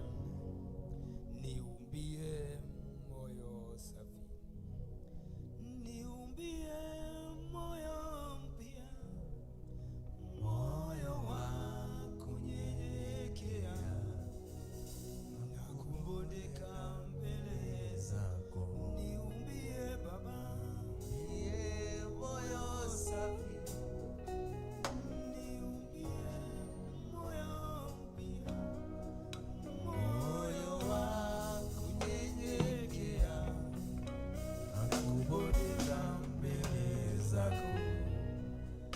tunaomba Mungu akatuumbie moyo safi, moyo wa kunyenyekea mbele zake, moyo wa kubodeka. Tunapoenda mbele za Mungu tunavujika, unaondoka Mungu akaonekane. Unakosa kujiona wewe mwenyewe ili Mungu akasimame kwa niaba yako. Bwana asifiwe. Na kama vile mnajua, katika hii madhabahu huwa tunakuanga na wachungaji katika hii madhabahu. We have our clergy, na familia yetu ya priesthood tuko na makanisa mengi, na kwa hivyo nataka kupatiana hii nafasi, nipatie our elder brother Wainaina aje akaombee all clergies na makanisa yote ya priesthood, ili mahali watakapokuwa siku ya leo, neema ya Mungu na ikawe juu yao, baraka za Mungu na zikawafuate, utukufu wa Mungu kaonekane katika madhabahu ambayo wanaohudumu siku ya leo. Kwa hivyo nyenyekea tu mbele za Mungu, na ninakuomba tu tusimame. Ni vizuri tu jisikie ukuwa mahali unastahili. Simama tu ukuwa mbele za Mungu. Tunasema tumbondeke mbele za Mungu. Okay, inaweza kuwa wewe hiyo ndio design yako ya kunyenyekea mbele za Mungu, but kwa njia yote tu kuwa umejiunganisha na baraka ya siku ya leo. Tumesema leo, siku ya leo sio siku ya kawaida. Hii ni siku ya kipekee. Mungu hawezi akatupatia siku hivyo tu. Kuna sababu kubwa sana katika hii siku. Kenye kilifanya Mungu akuumbe, kenye kilifanya Mungu afanye uwe uhai siku ya leo. Wacha ikawe ni siku ya leo ati utafanikiwa, utanawili, utapata breakthrough katika maisha yako. Karibu sana wewe. Bwana Yesu asifiwe. Ni vyema kukesha katika kuomba. Wakati Yesu alikuwa anaenda, aliambia wanafunzi, kesheni katika kuomba ili msije mkapatwa na majaribu. Bwana atukuzwe. Ni vyema tuombee mwili wa Kristo, kwa sababu wakati kama huu tunafahamu na tuelewa vizuri kwamba mwili wa Kristo unapingwa sana. Nasi wale ambao tumeitwa, tusiposimama katika lile pengo, kwa kweli ni sisi tutakuwa tumekosea. Bwana atukuzwe. Tuamini na tuombe. Baba Mungu wa mbinguni, katika jina la Yesu Kristo tumekuja mbele zako, mfalme wa wafalme. Mungu wetu na Baba yetu, tunakuabudu, tunakutukuza, tunakuheshimu kwa kuwa ni Mungu. Mbinguni kote hakuna Mungu mwingine aliye kama wewe Jehova. Unastahili sifa, heshima na utukufu ni zako Bwana wa mabwana. Wewe uliye juu zaidi ya mbingu zingine, mtakatifu wa takatifu, tunakuheshimu. Tunasema ni asanti kwa sababu ya upendo wako na uaminifu wako. Wewe uketie katika kiti chako cha rehema, tunakuheshimu, tunakutukuza Bwana. Katika mbinguni kote unaabudika, mtakatifu wa takatifu. Kwenye anga umeheshimika, ufalme wa Israeli. Katika bahari Bwana wa mabwana unatukuka, viumbe vyote vinakutukuza. Samaki baharini wanaiba sifa zako, my Father. Wanyama katika porini wanakutukuza, my Master. Pia na sisi wanao tumenyenyekea mbele zako, mtakatifu wa takatifu, tukitangaza nguvu zako na kusema ni asanti. Wewe ambaye umetufanya kusalia kubaki kuwa uhai siku ya leo, umetenda haya ukiwa na pengo, ukiwa na kusudi jema katika sisi Rabii. Nasi tumekuja katika neema yako ya kukuabudu Bwana. Tumekuja tukupe sifa na tukupe utukufu. Mbingu lote linakutukuza, ufalme wa Israeli. Na lako linatuambia kwamba mbinguni kuna malaika masharafi na makerubi wasimamao mkononi mwako mwa kulia na mkononi mwako mwa kushoto wakikuabudu. Hata na sisi Jehova tumekuja mbele zako tukishikamana na wao katika hali ya kukupa sifa na utukufu Bwana wa mabwana. Viumbe vine walivyo uhai wanakutukuza, my Father. Hata na sisi tunafanya ushirika na wale viumbe katika hali ya kukuabudu Bwana wa mabwana. Tunafanya ushirika na wazee 24 ambao wanainamisha nyuso zao chini ya uwepo wa nyao zako, wakivua tanji za vichwa vyao na kukuabudu Bwana. Hata na sisi tumebodeka mbele zako miguuni mwako, mtakatifu wa takatifu, tukitangaza nguvu zako na kusema hakuna kama wewe. Wewe unastahili kuabudiwa Bwana wa mabwana, unastahili kutukuzika, my Father. Tunakutukuza na tunakuinua Bwana wa majeshi. Tunasema ni asante Mungu wa Israeli. Hakuna Mungu mwingine aliye kama my Father. Unastahili kuabudiwa Bwana wa mabwana. Tunakuheshimu tukisema ni asante Baba yetu. Tumenyenyekea miguuni mwako asubuhi njema, my Redeemer, tukialika mbingu lako eneo hili, my Father. Bila wewe sisi hatutaweza Jehova. Wewe ndiye aliyetegemeo letu, my Father. Wewe ndiye tunayetizamia, my Father. Hatuna Mungu mwingine tunapomwelewa kando na wewe Baba yangu. Ndiposa maana tunakutukuza Jehova. Tumekusanyika katika hema lako, my Father, hema la makutano, Mungu wa rehema, ili tukashikamane katika hali ya kukutukuza Rabii. Neno lako linatusauri tukaombe tukikuabudu Bwana. Tunakushukuru katika yale yote umetutendea Jehova. Mahali tumefika Jehova, tunasema kwamba wewe ni Ebeneza. Kwa mkono wako wa neema tumetufanikisha, my Father. Umetufikisha hapa siku ya leo. Asante Jehova, tunakushukuru na tunakuinua. Asubuhi njema tunakualika mahali hapa Rabii. Achilia rehema zako, achilia nguvu zako Mesia, katika jina la Yesu Kristo. Tunainua madhabahu ya priesthood mikononi mwako, my Father. Mahali popote palipo na mzigo wa priesthood Jehova, tunaalika uwepo wako mahali pale Rabii. Tunaalika nguvu zako Baba yetu. Tunainua watumishi wako mbele zako Jehova. Hawataweza kazi hili bila neema yako Rabii. Wacha ukawapa mwongozo uliye na uwezo wako Jehova, katika jina la Yesu Kristo. Twainua kila mmoja wa watumishi mbele zako. Wacha ukalifungue mbingu kwa niaba ya maisha yao, ili wakaweza kushuhudia uaminifu wako, ili wakaweza kuzidisha nguvu zako zikiweza kutembea pamoja na wao, katika jina la Yesu Kristo. Yesu mwana wa Mungu, tumesimama katika mwanya wa kuomba kwa sababu ya haya madhabahu, my Father. Neno lako kitabu cha Zakaria 2 mstari wa 5 nasema ya kwamba Yerusalemu kusije kukawekwa ukuta, maana wewe utakasimama kama ukuta wa moto wa Mtakatifu. Tunaitishia madhabahu ya priesthood ukuta wa moto wa Mtakatifu. Na kama kuna madhabahu ya maroho yote imekusudiwa na kuinuliwa kinyume na ibada ya siku ya leo Jehova, tunaikataa katika jina la Yesu Kristo. Tunazingira madhabahu yako na nguvu zako katika jina la Yesu Kristo. Wacha kila mmoja wao wetu Bwana ambaye atakaingisha nyayo zake katika madhabahu ni Bwana, akatoke na ushindi, akishuhudia jinsi hivyo hata katika madhabahu mengine ya priesthood Jehova, wacha roho wako akatamalaki nabii, wacha nguvu zako zikapenya kila eneo na katika kila kona my Father, vikati vyote vya madhabahu Jehova, tunaziitizia malaika wa ukombozi, malaika wa baraka, malaika wa mafanikio, malaika wa ukombozi, ili kila mmoja wetu hata katokalia zile vikati Bwana, uwepo wako kaanza kuwa pamoja na yeye katika jina la Yesu Kristo. Kaivi tonetwa kuosha wakati wakatotinge hata utaliho haijanyali ya kumudhoma kimwega. Chukua nafasi yako Bwana wa mabwana, ili mapenzi yako ikatimilike, mapenzi yako ikafanyike katika sawa na kusudi lako my Father.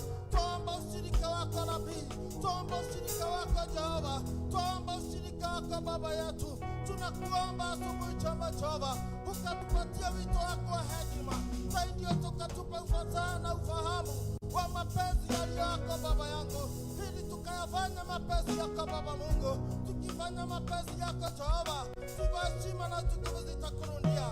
Twasema ni asante katika machache, kubali mapenzi yako yatimie katika jina la Mungu Baba, Mungu Mwana, Mungu Roho Mtakatifu. Tumeomba kushukuru na hata kuamini. Tumpigie makofi. Asante sana, ubarikiwe sana. He is one of our elder ambao tunamheshimu sana. Ni mmoja mwenye tunatambua kwa Gideons, huwa anakuanga mzee wa baraka sana, ananitia nguvu sana. Nakwambia wazee wenye wanamjua, ukikaa karibu na yeye neno nakwambia,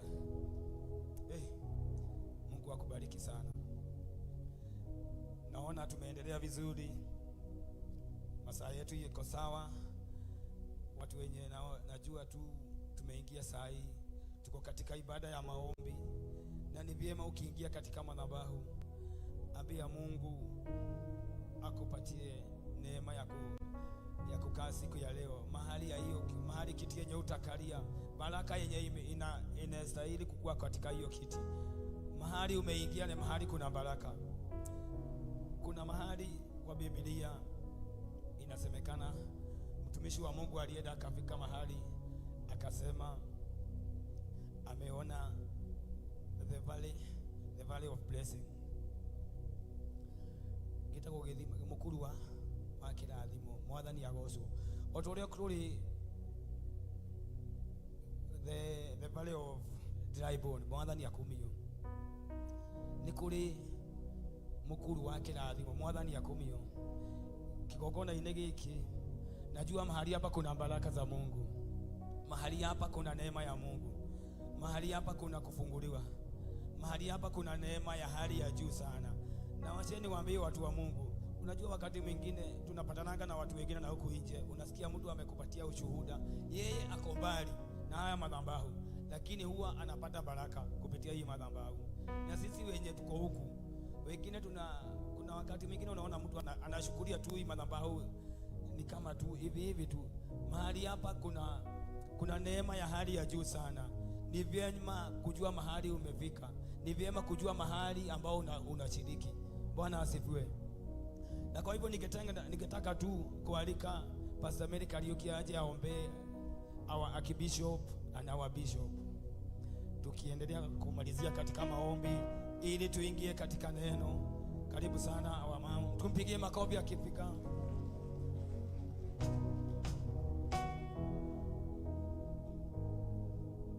Mwathani nĩ twagucokeria ngatho na nĩ twagutia, twauga nĩ wega nĩ rũcinĩ rwa ũmũthĩ wewe igũrũ mũno. Hakuna Mungu mwingine aliye kama wewe Jehova. Jina lako liinuliwe na jina lako liabudiwe. Wasema ni asante kwa asubuhi ya leo. Wasema ni asante kwa uaminifu wako. Wasema ni asante kwa ukuu wako Jehova. Twasema ni asante kwa afya ya mwili. Umekuwa mtetezi wetu wa karibu. Wasema ni asante kwa mahali umetufikisha. Tumekuona ukiwa jemedari, tumekuona ukiwa Mungu mwema. Heshima na mamlaka zote na sikurejea asubuhi ya leo. Wewe peke yako ndiye Mungu, wewe peke yako ndiye umetukuka. Wasema ni asante Jehova, wasema ni asante Mungu wetu. Twakabidhi hakikisho mikononi mwako. Asante kwa kuwa wewe umekuwa mwema. Asante kwa kuwa umemshika na mkono wako. Tunakushukuru Bwana. Wasema ni asante Jehova, wasema ni asante Bwana. Heshima na ukuu wote ni wako wewe Jehova. Tumekuona ukimtetea, tumekuona ukimshika na mkono. Twasema ni asante Baba kwa wingu la baraka limekuwa juu ya maisha yake. Ile jambo tunaomba tukiwa wana priesthood wote, ni umuongezee miaka mingi, ni umuongezee nguvu mpya. Asante Baba ya mbinguni. Hakuna boma yake Baba, hakuna mke na watoto. Asubuhi ya leo tuombea neema, tuombea nguvu zako, tuombea afya njema ya mwili, tuomba usingira wa damu Baba wa mbinguni. Kama vile Yerusalemu imesingiliwa na milima, tuomba msingile na milima, umsingile na wema wako, umsingile na mkono wako, kwa kuwa wewe ni Mungu wa kweli. Asante kwa ajili Jehova, wewe ndiye ukampatia maono ya utumishi Bwana. Asante, amelea wengi kwa huyu utumishi Bwana. Uwapokee heshima Bwana, kwa kuwa wewe ni wa kweli Jehova. Netwagotea na twatea retwa ryaku netondo wa Bishop wito Bishop Mwangi Zakayo. Newega Ngai wa ngai ciothe, newega Fwerio mutwarete endukere Ngai wa magegania, endukere Ngai we hinya, endukere Ngai kihoti. Hawa kigongona giatha nindamwera rucine rwa umuthe, hinya muingi Ngai wakwa omuhaga muhoto wa uhoti. Ndakanahotwo ni thu, ndakanahotwo ni mbara, ndakanahotwo ni maoru. Hawa kigongona kia unene nindahoya umuthe tore Ngai wa ngai ciothe twarige nyotagira ithima, onake muteithie Baba, msaidie kwa kuwa wewe ni mtetezi. Na muombea nguvu mpya Jehova, na muombea jicho la kuona mbali, naombea miguu yake Bwana, nguvu zake Jehova nisi. Nedaotea Mwathani kwa ajili yako na boma, hakona mke, hakona watoto Jehova Mungu, naombea nyumba yake, nguvu zako Bwana. Mtetee Mungu wangu, akiongoza Baba, akiongoza kazi yako, akiongoza mareverend, akiongoza wachungaji. Na muombea hekima, na muombea nguvu mpya. Ile jambo ninaomba Bwana, anaposimama kwa madhabahu, gaidokana moime mugate wa gutugaira, gaidokana moime kiugo gya kwaria. Nitiramenya thone nyingi, no ni aterere igoro ni kuri Ngai, no ni aterere ithue ni tugutoria, no ni aterere omunyitete na guokore. Ngai wakwa ni agutwikania. Twainamia jina lako, twasema ni asante kwa kuwa wewe ni mwaminifu na wewe ni wa kweli. Katika jina la Baba na la Mwana na Roho Mtakatifu tuomba tukikushukuru. Amen. Thank you Jesus. Tupigie wapasta makofi. Barikiwa sana wapasta, ubarikiwe sana. Ni mmoja wa watumishi katika hii madhabahu ambao tunaheshimu sana. Unajua desturi yetu katika hii madhabahu, our father ana value heshima sana, na hata sisi najua itabidi, hatuna lingine, lazima utambue kuheshimu wenye wako mbele zako na mwenzako. Bwana asifiwe. Gayugaga ni athageria kirathimo handu hari na wiguano, Mwathani akumio na hindi ria waiguana na uri ungi, Ngai ni gukurathima kurathimaga. Mwathani akumio nake Ngai uri utonaga kirima kana andu mayuka kuhingiria andu ake, aromuhingiria muthenya wa umuthi. Ndienda kunyita ugeni mutungatiri wa Ngai uri gutundungata muthenya wa umuthi kigongona-ini giki, na ni njui tugire siku ya leo kuna neno lako. Siku ya leo Mungu anazungumza na wewe. Siku ya leo Mungu yuko tayari kunena na maisha yako. Siku ya leo Mungu yuko tayari kukurekebisha. Juu katika madhabahu kuna kurekebishwa, kuna kufunzwa, kuna baraka. Bwana asifiwe. Ni vyema unafungua masikio yako ya kiroho, ufungue macho yako vizuri, uyatazame yale Mungu atakayoyafanya siku ya leo. Maana hii siku, mwimbaji mwingine akasema, itakuwa kama ndoto imejawa kicheko na kelele za furaha. Bwana asifiwe.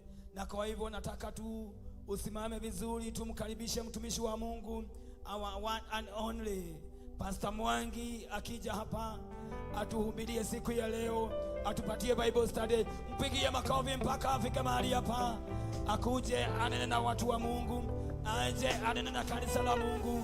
Mbarikiwe sana, mbarikiwe sana. Hallelujah. Praise God. Mwadhani ya heo goshi. Nataka niwakaribishe our ministers tu kwa wimbo moja tu. Kindly tu kwa wimbo moja. Tukiendelea.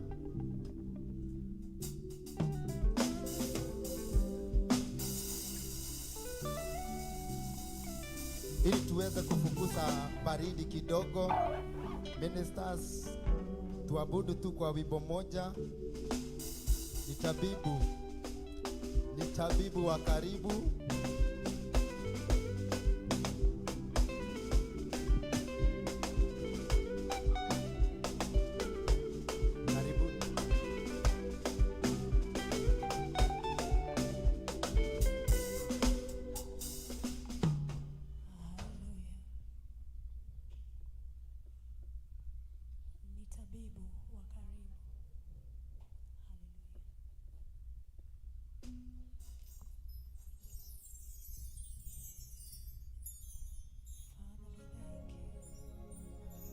Tunakushukuru Bwana,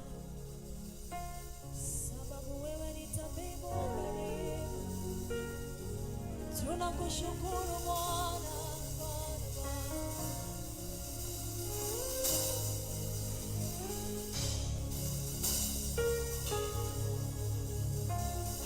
asante.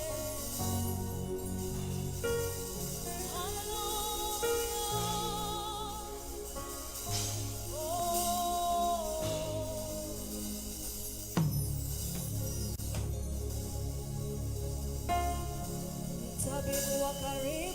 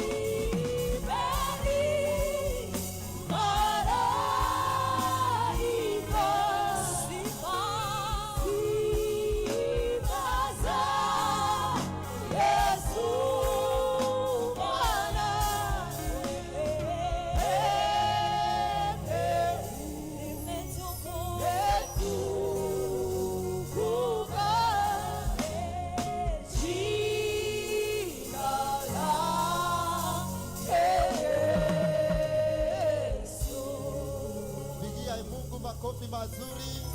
Pigia Bwana makofi mazuri. Pigia our ministers makofi mazuri. Jipigia makofi mazuri kwa sababu ya kuja mapema. Haleluya. Bwana Yesu apewe sifa.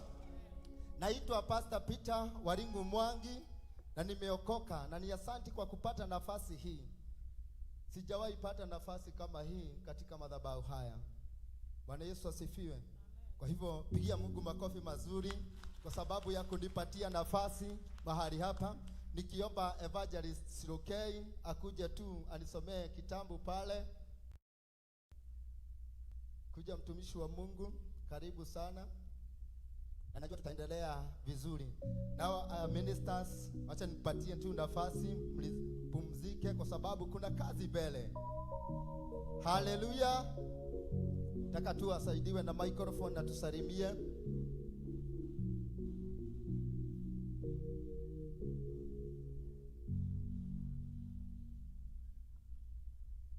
Nafasi tu salimie kanisa.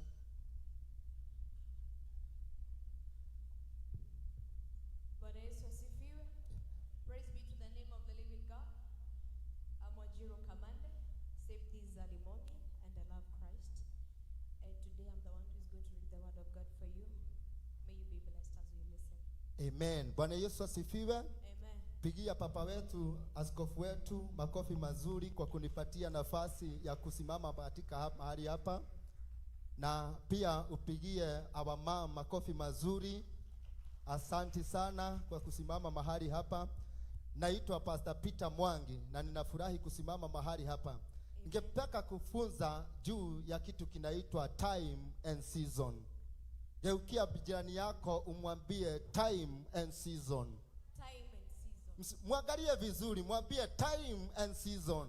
Time and season. Nataka kunena juu ya mtu mmoja aliyeandika kitabu kinaitwa Ecclesiastes, ambaye alikuwa mtu ambaye alikuwa msomi sana, na hakuna mwingine hata siku ya leo alikuwa na ako na hekima kama yake. Bwana Yesu asifiwe. Nataka nisomewe katika kitabu cha Ecclesiastes chapter 3 verse 1.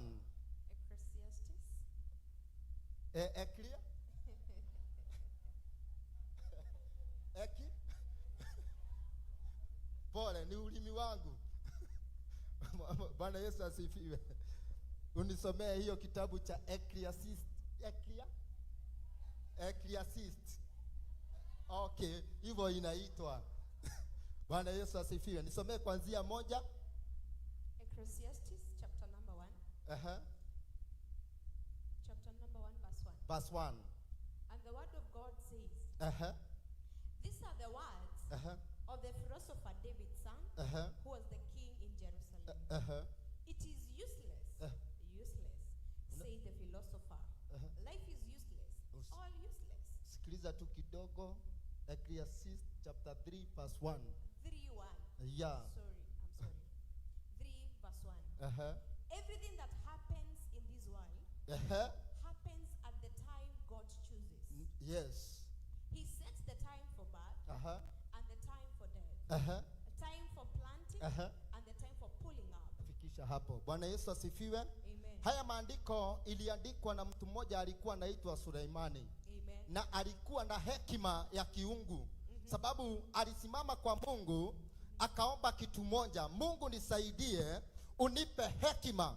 Bwana Yesu asifiwe. Amen. Na ni kwa kweli alipewa hekima na akatabua kitu moja. Akatabua kitu moja, kile nataka utabue siku ya leo. There is a time and season.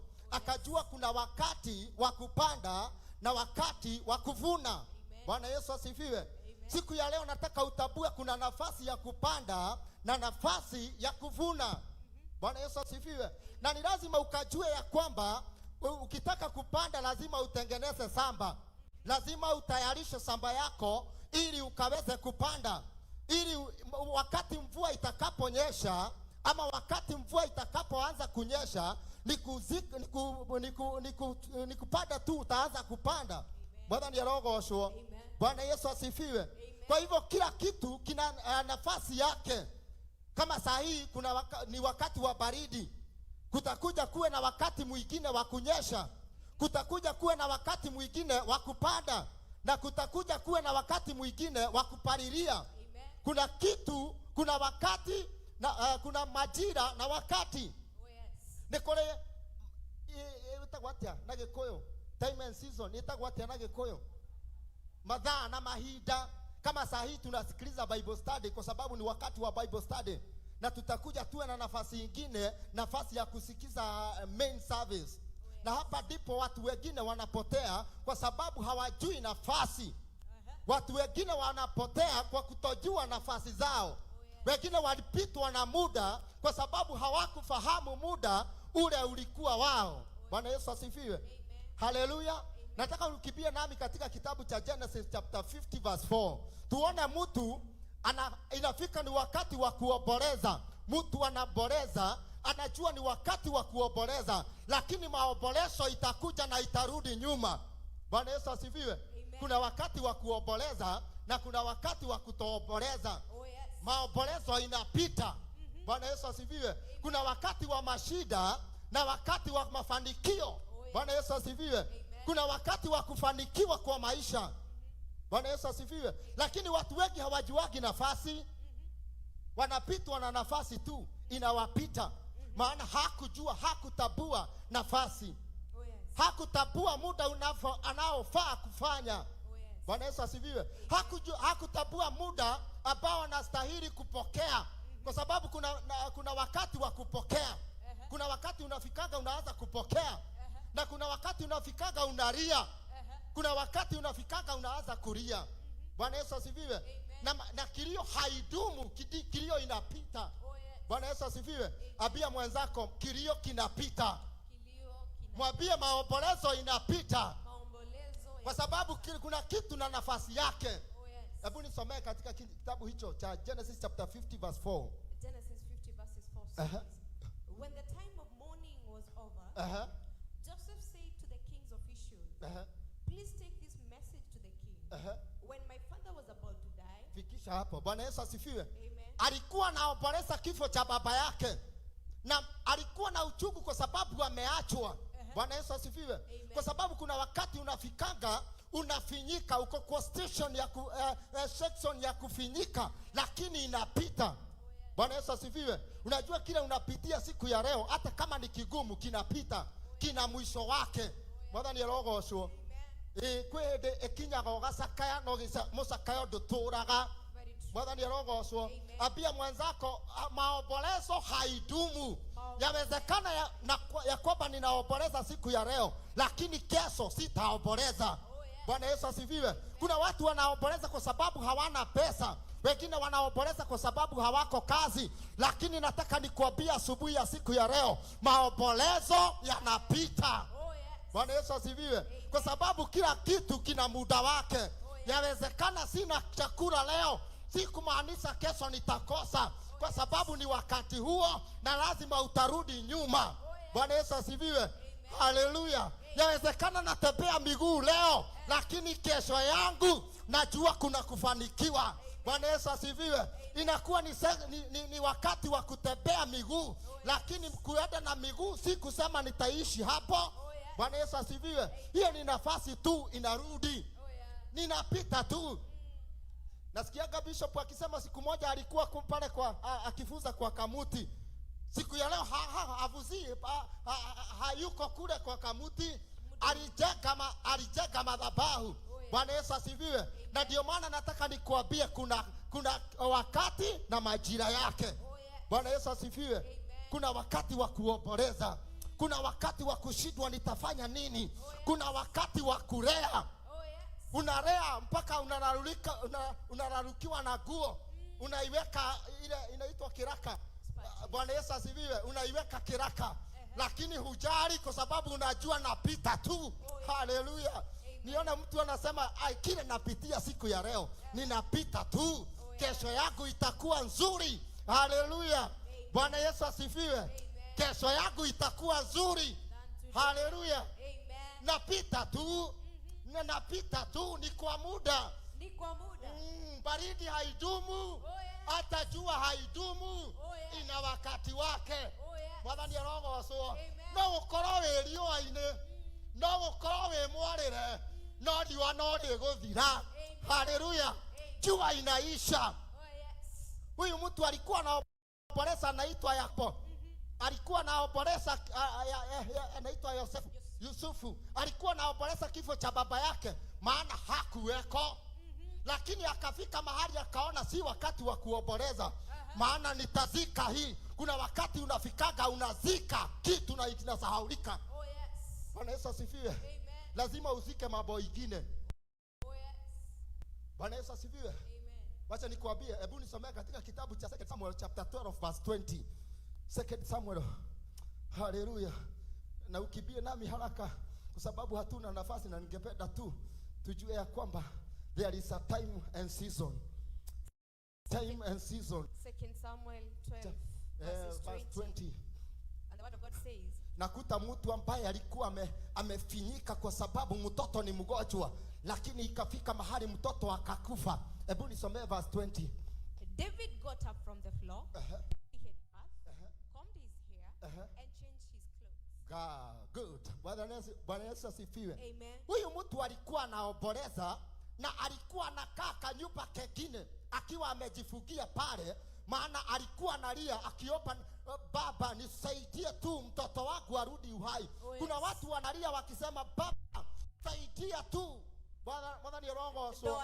Kwena mundu urarira akiuga Ngai na alikora baba wajigua rucini rwa muthenya wa muthe. No kuna wakati unafikaka unakata kulia kwa sababu hata kile kinatuma ulie hakidumu, kimeisha.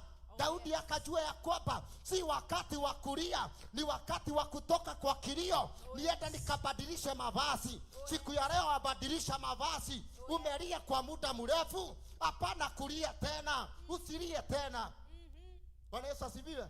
Labda unawezekana ya kwamba unanikulia tu unalia. Unalia umekaa mahali umejifungia kwa nyumba. Kuna wakati watu wanaigiaga kwa bedroom. Unashika pillow. Unasida hapo ukilia na kila unalilia kimekufa. Ni wakati wa kukizika. Ni wakati wa kukizika. Na wakati wa kuondoka katika kilio. Na unabadilisha mavazi hiyo ya kilio. Unaibadilisha. Unaedhaba na kuekamura. Unaedhaba na kuekamura. Bwana ni roho so. Unajua ya kwamba si wakati wa kulia. Kuna wakati mwingine unafaa kukosa kulia. Unajipaguza machozi kwa sababu umelia kwa muda mrefu. Bwana ni roho so. Ndugacoke kurira ringi kwi hindi ya kurira na kwi hindi tari ya kurira. Niguo. Bwana ni roho so. Amen. Na riko waringaringa mwira ni kwi hindi ya kurira na gutari hindi ya kurira. Bwana ni roho so. Sometimes twehingagira kundu guo ukarira ni tondu uria wagire bia tondu ciana ni cingatirwo nyumba. Bwana ni roho so. Ni iracoka cukuru. Ni iracoka thukuru kwanza. Kwi mundu urarira akoria atiri tatha ya taisi itigetie wiki imwe ararigwo baba ndarora na kuria gutire kundu gwa guthie ndehugura na guku kungi gutire mundu ingi kaira. Bwana Yesu asifiwe. Amen. There is a time and season. Oh yes. Wengine wetu tulipokuwa tukilelewa na wazazi wetu tulipitia kwa masida ingine, maana hata sisi wengine hatukusoma. Tumejisomesha. Yes. Kufika hapa nimefika ni neema. Sababu hata kila kilikuwa kwetu ni kilio. Bwana Yesu asifiwe. Amen. Na mimi nikasema sitalia, ni wakati wa kuinuka na kusimama kufunga zile mashida za kwetu. Amen. Bwana ni roho so. Kwihinde mundu athikaga thina wakwao. Ukaiga ndikurira ringi. Na tondu ndacuthiriria kuria ndaimire ti kwega. Bwana Yesu asifiwe. Ukaiga ndikurira ringi. No kera mwathani tondu ni wandutire na kou. Ndukanareke ngagucoka. Sure. Bwana Yesu asifiwe. Amen. Ugathi Nairobi utoi kurio ririaga. Wengine wetu tumetoka kwa makoton. Tulikuwa tunalalia cotton, lakini wakati wa kulalia cotton ulitoka. Tukanunua mattress nzuri. Kuna wakati tulikuwa tunalala chini. Kuna wakati tulikuwa tunakaa kwa nyumba ya 300. Bwana Yesu asifiwe. Amen. Lakini wakati huo ulipita. Kulalia mawe ya mto, unatandika mawe ya mto hivyo. Unaweka maguo. Unalalia cotton. Unaenda kwa muuzaji unamwambia nisaidie, nipatie makoton. Tumetoka mbali. Tumetoka mbali sana. Haleluya. Amen. Pigia Mungu makofi mazuri. sababu ya kule tumetoka. There is a time and season. Kuna wakati wa kupanda na kuna wakati wa kung'oa. Oh, yes. Kuna wakati wa kuoleza na kuna wakati wa kufurahia. Oh, yes. Bwana Yesu asifiwe. Amen. Kuna wakati wa kuenda na kuacha na kusahau. Oh, yes. Bwana Yesu asifiwe. Unajua wakati moja katika kitabu cha Yohana 2:4, kuna wakati Yesu alikuwa amekaa Kana ya Galili hivi. Na ile pombe ikaisha. Na ile pombe watu walikuwa wanakunywa huko divai iliisha. Mama yake akamkuta akamwambia fanya kitu. Naye Yesu akaangalia mama yake akamwambia, wewe mama, wakati wangu haujafika. Bwana Yesu asifiwe. Alikuwa anataka atende, lakini Yesu alikuwa anajua hapana, wakati bado. Oh, yes. Bwana Yesu asifiwe. Amen. Wakati bado. Kwa sababu alikuwa anajua ya kwamba nikiinuka mahali hapa lazima kuna maisha ya watu itabadilika. Kuna watu watapenda kile nitakachoachilia. Oh, yes. Bwana Yesu asifiwe. Amen. Yesu ni oye. Ihidari ya kinya. Dokira. Kiria kuhea doaya. Nimekuigua kiria mekonyueta kiuma toho. Bwana Yesu asifiwe. Amen. Kuna wakati unajua ya kwamba unapitia kwa mambo mengine. Lakini Mungu anajua ya kwamba nikikuja kwa huyu mtu maisha yake nitaibadilisha. Nitaibadilisha. Alikuwa amekunywa ndio na hata amepitia kwa mambo makubwa na magumu, lakini wakati wangu wa kuja kwake bado. Bwana Yesu asifiwe. Because there is a time and season. Oh, yes. Bwana Yesu asifiwe. Oh, yes. Season ikifika tu hung'ang'ani hata kidogo. Inajipa mambo. Inajipa yenyewe. Bwana Yesu asifiwe. Amen. Ambia Mungu nisaidie mambo ijipe yenyewe. Mungu nisaidie jipe kwa sasa. Bwana Yesu asifiwe. Amen. Haleluya. Amen. Mambo itajipa. Na itajipa kwa wakati wake. Oh, yes. Because there is a time and season. Amen. Time and season. Amen. Naomba season zetu zifike. Amen. Tuache kung'ang'ana. Amen. Tuache kuteseka. Amen. Bwana Yesu asifiwe. Amen. Wewe kaa tu hivyo umekaa ni kupalilia. Wengine wako kwa kupalilia hapa. Wengine wanatayarisha masaba zao kwa sababu kile tutapanda kitamea. Kukuja mapema hivyo umekuja kukiwa na rasharasha. Rasha hiyo. Bwana Yesu asifiwe. Amen. Si bure. Si bure. Haleluya. Amen. Utajipa siku moja. Amen. Utauliza Mungu, sababu umenibariki na hii gari kubwa. Unakipia haraka hutanyeshewa. Kuna siku itafika hautanyeshewa. Kuna siku itafika hautakopoa. Kuna siku itafika hautalia kwa sababu ya watoto. Oh, yes. Kuna wakati utafika mambo ibadilike. Amen. Kuna wakati utafika ujenge. Oh, yes. Wewe nduranyita wewe. Kwi hindi kinya gogaka Niguo. ukaima gwa gukombora. Kuri hindi utagianaga na matatu tondu Ngai ni okire. Ndahoya Ngai oke. Amen. Ndahoya ihinda riuke. Riria Ngai egwika wega. Riria Ngai egucenjia muturire. Kwa sababu kuna time and season. Amen. Madhani rogocwo. In the book of Jeremiah chapter 8 verse 7. In the book of Jeremiah chapter number 8 verse 7 it says, tunaongea mambo kuhusu time and season. Time and season. Tukutoke hau. Ndo nimekusuka. The word of God says 8:7. The word of God says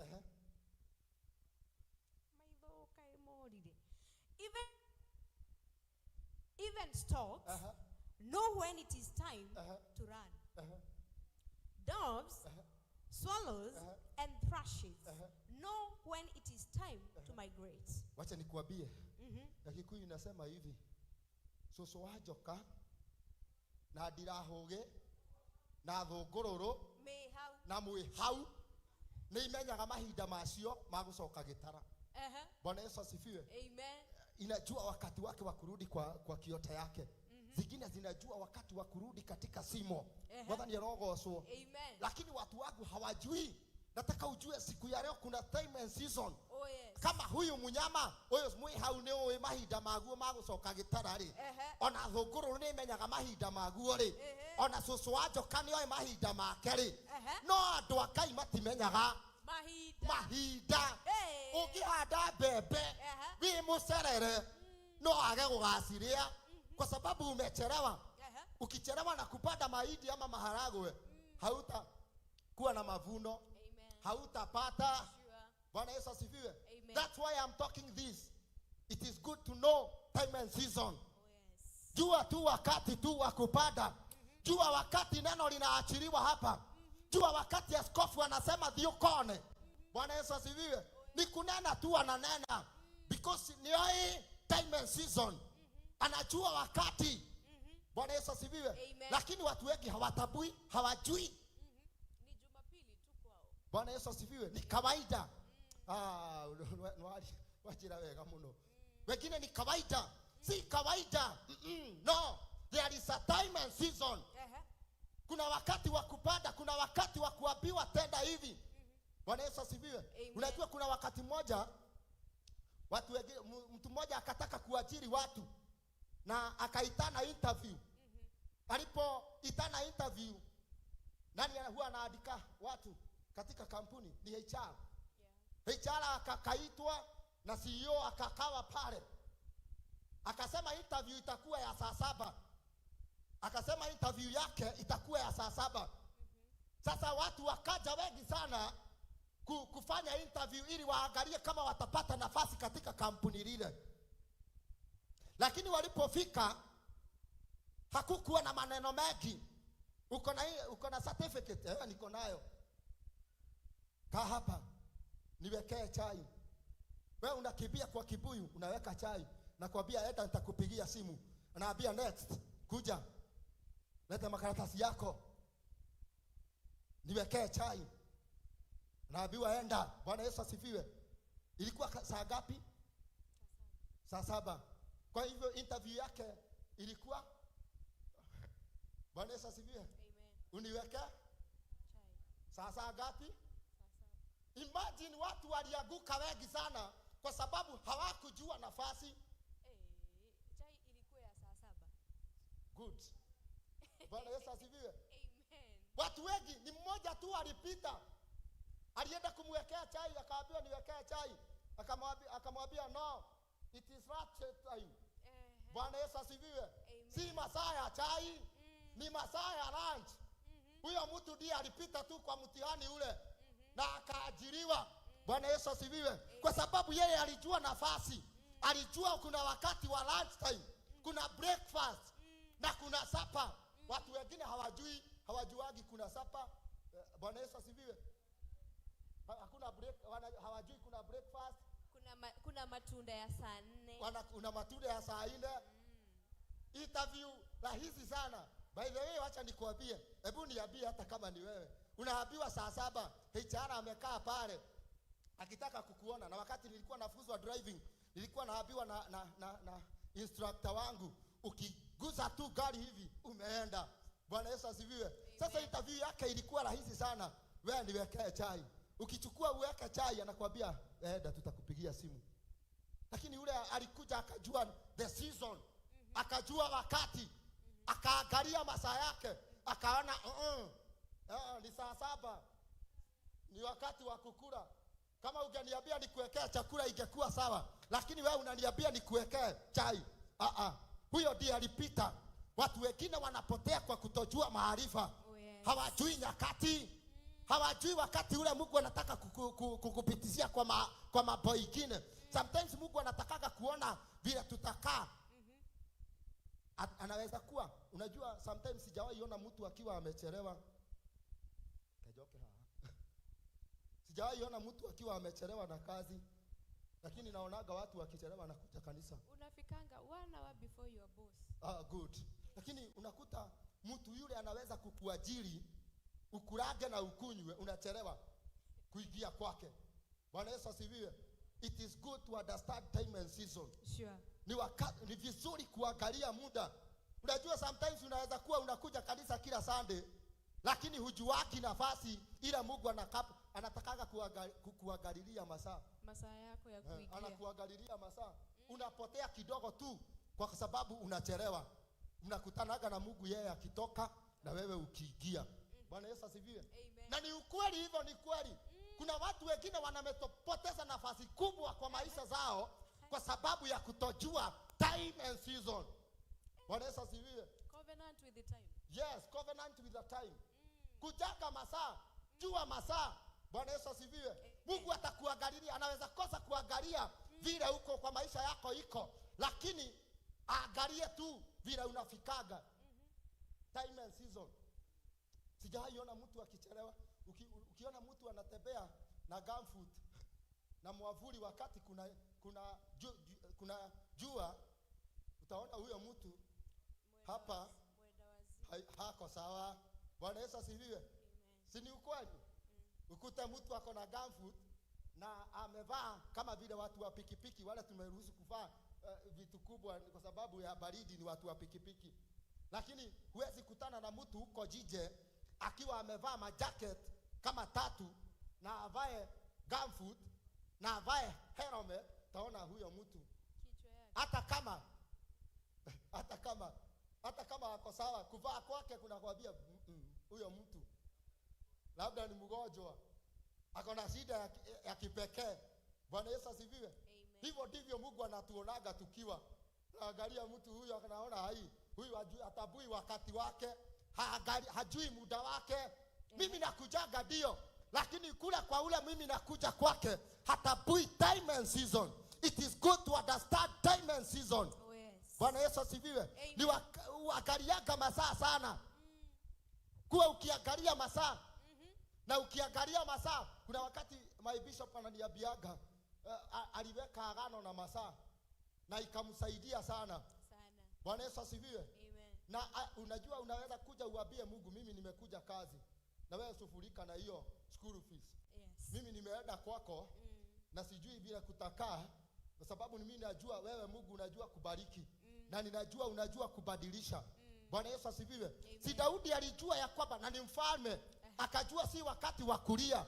Nimelia muda mrefu na nimeomboleza kwa muda mrefu, lakini sitaomboleza tena. Nitainuka nibadilishe maguo. Wacheni tubadilishe maguo ingine, pengine ndio inatuma tung'ang'ane sana. Mungu atuone wenda wazimu. Mungu alituangalia na tuona tukiwa wenda wazimu, sababu ya ile maguo. Tunavaa maguo zingine wakati wa baridi, tunavaa ile vest. Ukikutana na mtu saa hii ako na vest, saa hii unaweza kuta mtu ako na vest huko nje, ako na kashida kakipekee. Bwana Yesu asifiwe. Ama kiswim. Ama kiswim. Saa hii ukuta mtu ana swim, si unaona huyo mtu ako na kashida. Understand the time and season. Mwana ni roho so. Ni wega kumenya mathaa na mahinda. Tondu andu aingi morite ni kwaga kumenya mathaa na mahinda. Maturaga macakayaga moragia Ngai kogokari. No Ngai okaga agakora mundu. Ni uri muno mundu uria waikarite miaka 38 haria na ti muraika ndokaga. Muraika ni okaga na ni onaga pio mundu uyu ni kuremwo haremwo ni kuingira. Ni nguo iria ena cio ri. Ni nguo. Sida ni vazi. Hajui. Malaika anakuja kila siku. Mwathani arogocwo. Amen. Ngai wake gongona giki okaga oro muthenya. Niguo. Mwathani arogocwo. No ni mundu kore mundu waikaraga haria nja na nguo ya masakaya, na nguo ya thina, na nguo ya gusakaya, kwa sababu alikosa kufahamu time and season. Haleluya. Mwathani aheogoci. Tubadilishe maguo. Tuvae maguo tujue za wakati. Wakati wa kuvaa nguo nzuri, wakati wa kuvaa matabara. Imeisha. Bwana Yesu asifiwe. Wakati wa kuvaa mavazi ya sifa. Si ndio? Ndio hii. Bwana ni roho so. Amen. Lakini watu wengi wamekaa kado. Si malaika, si kusema malaika hakuji. Malaika ndio juga githima. Malaika ndio kagaka juga githima. Eni. Mwana nagirwo ha. Mwana ni roho so. Te mwana nagirwo kiti. Mwana nagirwo tu mathaa. Bwana Yesu asifiwe. Kwa sababu malaika anamuona, ni kumaanisha huyo mtu alikuwa anajua mpaka saa ile malaika anakuja. Alikuwa anafahamu saa hii lazima malaika akuje, lakini hakuwa anatabua. Alikuwa anaona katuni kawaida. Huyu mtu anakujaga kawaida. Huyu mtu anafanyaga kawaida. Bwana Yesu asifiwe. Lakini watu wanapanda, wanavuna akiwa hana chakula. Si angefikiria tu aanze kutembea. Si ndio? Angefikiria saa 9 Mungu amkute. Lakini Pastor alikuwa Mary, na akili upungufu. huyu mtu alikuwa anaona malaika anakuja na alikuwa anajua malaika anakujaga masaa hii. Imagine. Bwana Yesu asifiwe. Amen. Alikuwa anajua tu. Kuna wakati malaika anakujaga kwa haya madhabahu, anakuja kutenda, lakini watu wengi hawafahamu. Unajua hata wa malaika wanafunzi wa Yesu, kuna wakati Yesu alikuwa anaenda Emao, walikuwa tu kwa njia wanatembea. Yes. Bwana Yesu asifiwe. Amen. Yesu alikuwa na wanafunzi wake wakitembea. Walikuwa kwa njia wakienda mahali kunaitwa Emao. Hawakuwa wanatabua wako na Mungu. Hawakufahamu wako na Mungu. Mpaka siku ile, saa ile Yesu alipowapatia mkate, ndio walijua. Bwana Yesu asifiwe. Amen. Unajua kuna wakati tunatembeanga na Mungu hatujui tuko na Mungu. Hatujui. Hatuelewi, tunatembea tu. Tunatembea lakini hujui uko na Mungu ndani yako. Tunatembea na maroho na tuko na yeye. Bwana Yesu asifiwe. Amen. Tunatembea na madeni na tuko na Mungu. Na masaitani. Na tunatembea na masaitani lakini hatujui na muda. It is good to understand the time and season. Amen. Bwana Yesu asifiwe. Amen. Kutoka leo jua wakati na muda. Bwana Yesu asifiwe. Amen. Unajua kuna sometimes unaweza chokoswa na kijana. Wewe uligarige iwe hiyo ndio ilikuwa time. Unajua naye kijana lazima avae vizuri kidogo. Kuna mwingine atakuchokoza piga teke. Hata yeye ajue basa kuvaa vizuri akichumbia msichana. Si akuja kuwa na matabara na huko. Bwana sana majira. Bwana Yesu asifiwe. Time and season. Ndio. Kuna wakati wa muda, kuna wakati na kuna muda. Amen. Unakuta saa hii tuko Bible study. Amen. Kuna wakati praise team itakuja hapa. Kutakuwa na time nyingine ya watoto wetu. Kwa sababu itakuwa na nafasi yao. Lakini watu wa Mungu hawatabui. Sure. Hawatabui. Bwana Yesu asifiwe. Kwa sababu muru waruri riere-ini na thukuru na soso wa joka.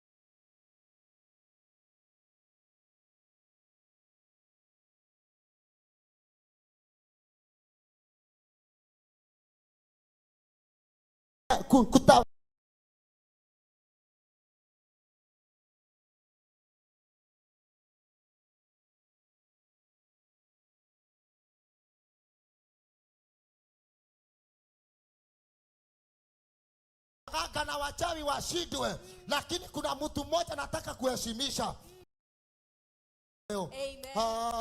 Bwana Yesu asifiwe. Siku ni sisi siku ya leo. Mfalme anataka kuheshimisha. Mungu anataka kuheshimisha. Bwana Yesu asifiwe. Kukosa kazi mtu mmoja atake kuajiri watu wengi. Tutawaajiri wote. Bwana Yesu asifiwe. Kugikosa na mundu ukogia kiwira andiki andu aingi. Kugia na mundu ugwika kiu. Amen. Bwana ni roho.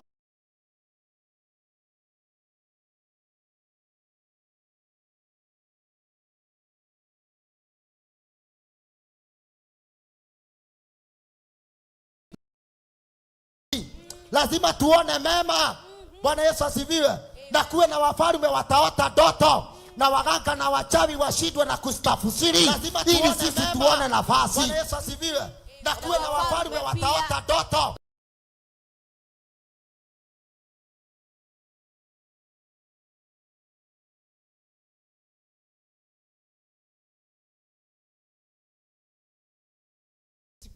Minister Square siatari haha gutire mundu ungi hota. Bwana ni roho so. Na tusibai time, tusitake kubai time. Wale watu walikuwa wanataka kubai time kwa sababu hawakuwa na idea. Hawakuwa nayo. Sababu hawakuwa najua time and season. Na mfalme alikuwa anaona nchi yangu itaangamia. Nchi yangu iko karibu kuangamia. Nisipotafsiriwa hili ndoto, hii nchi itakuja kuwa destroyed. Bwana ni roho so. Ndahoya kuma muthenya wa muthi Ngai twatuonera kanya. Ndahoya kuma muthenya wa muthi umenye ithaa na mahinda maku. Mwathani arogocwo menye ihinda riria ubatie gwika. Tukirikia ri Matthew 25 verse 37 gaturikie na hau mundu wa Ngai ndona no arahuka. We still have time. It is our time to shine today. Matthew 25 verse 37. And the word of God says, the time of the Son of Man will be like what happened.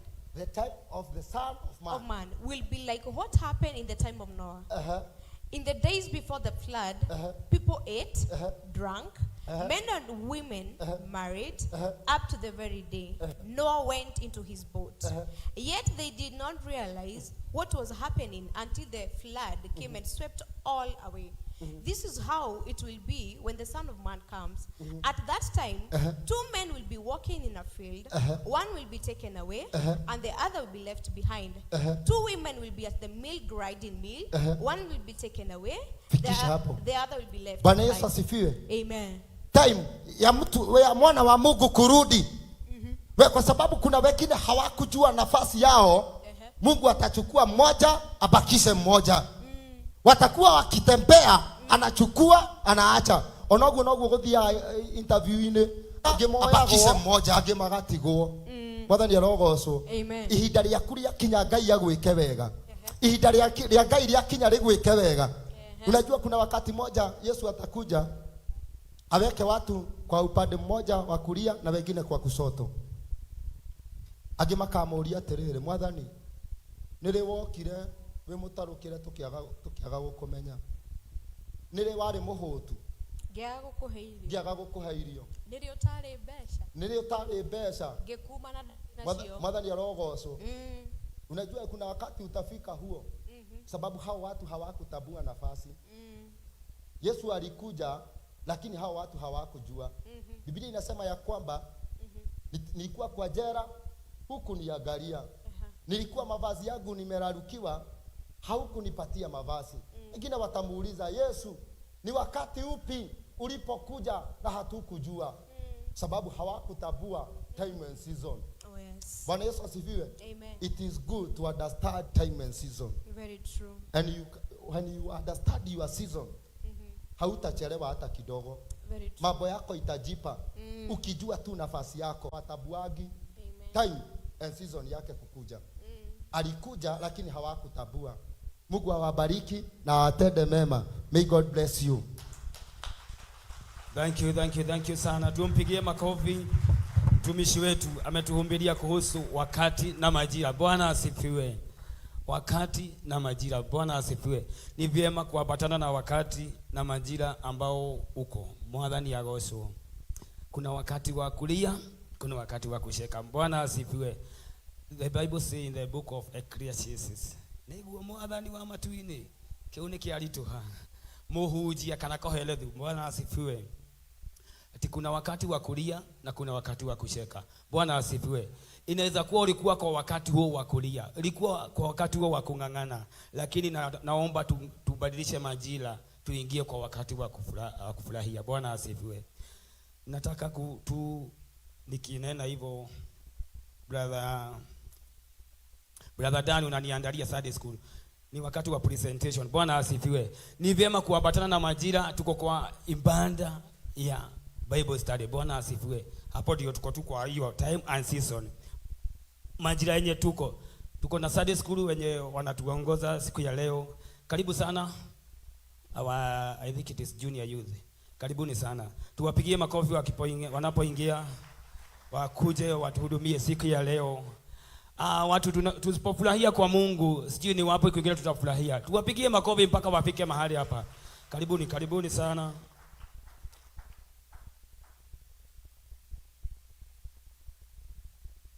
Si kwenye brother Tony yako. Anthony Munene.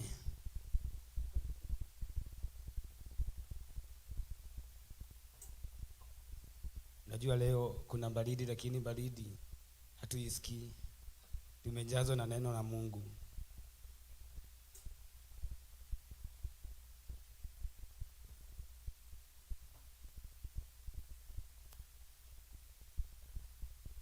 Haleluya. Tupigie Tone makofi akikaribia kuchezea wahudumu. Karibu Tone.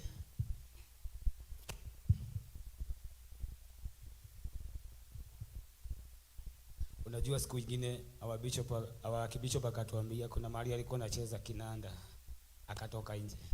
Akirudi alipata Tone, siku moja uchunge, Mungu akusaidie. Usitoke siku moja upate kuna mwingine.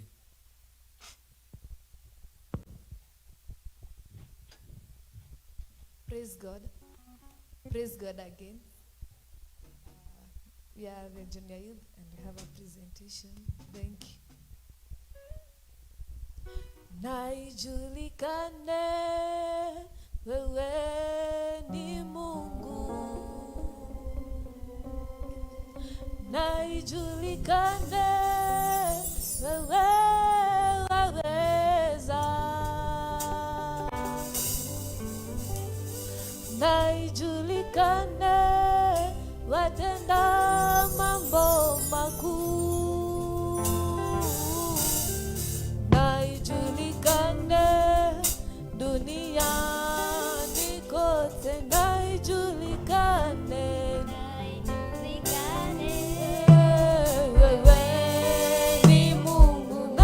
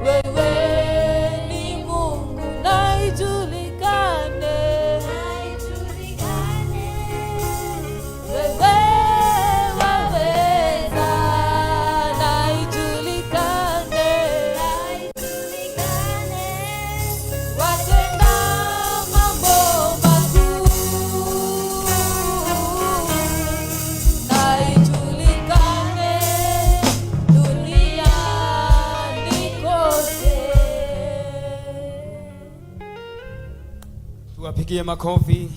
Karibu sana, tuko na wengine. Tuwapigie makofi mpaka watoke kwa madhabahu. Tunapokaribisha hao wengine na wao wakuje watuhudumie siku ya leo. Watoto ni baraka, na kwa hivyo ni vyema tunawakaribisha katika madhabahu. Waseme Kenya wako nacho, wako na mwalimu wao hapa. Labda kuna kitu anataka kusema. Bwana Yesu asifiwe. Bwana asifiwe kanisa. Kwa majina naitwa Ann Steve. Tumeokoka. Yesu ni Bwana katika maisha yetu. Siku ya leo tuko na memory verse. Tuko na short preaching, alafu tuko na wimbo. Mungu wa mbinguni awabariki tukianza.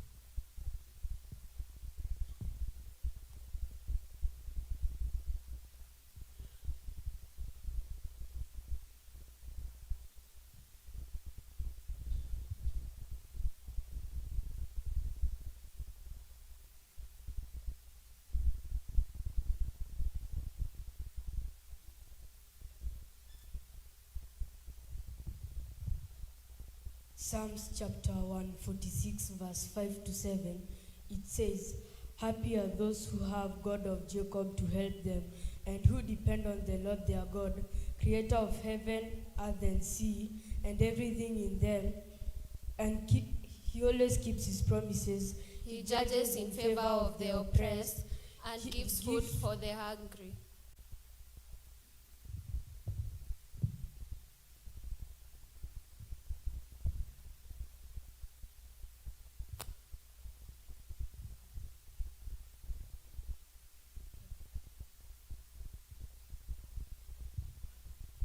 Praise God.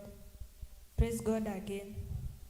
In the book of Genesis, the Bible says, Genesis chapter 30 verse 25 to 43. The God who was with Jacob when Laban removed the male goats that had pods and all the females that were speckled and spotted through branches, God gave Jacob a healthy flock. May the Lord of Jacob be your God. Genesis chapter 31 verse 24, it says, "The God that came to Laban in a dream and warned him not to threaten Jacob in any way, may the God of Jacob be your God. May he warn your enemies concerning you." Genesis chapter 32 verse 22 to 28, it says, "The God who was with Jacob when Jacob was stacked on the hip and still did not give up until the man blessed him and changed his name to Israel. May that God of Jacob be your God." Thank you.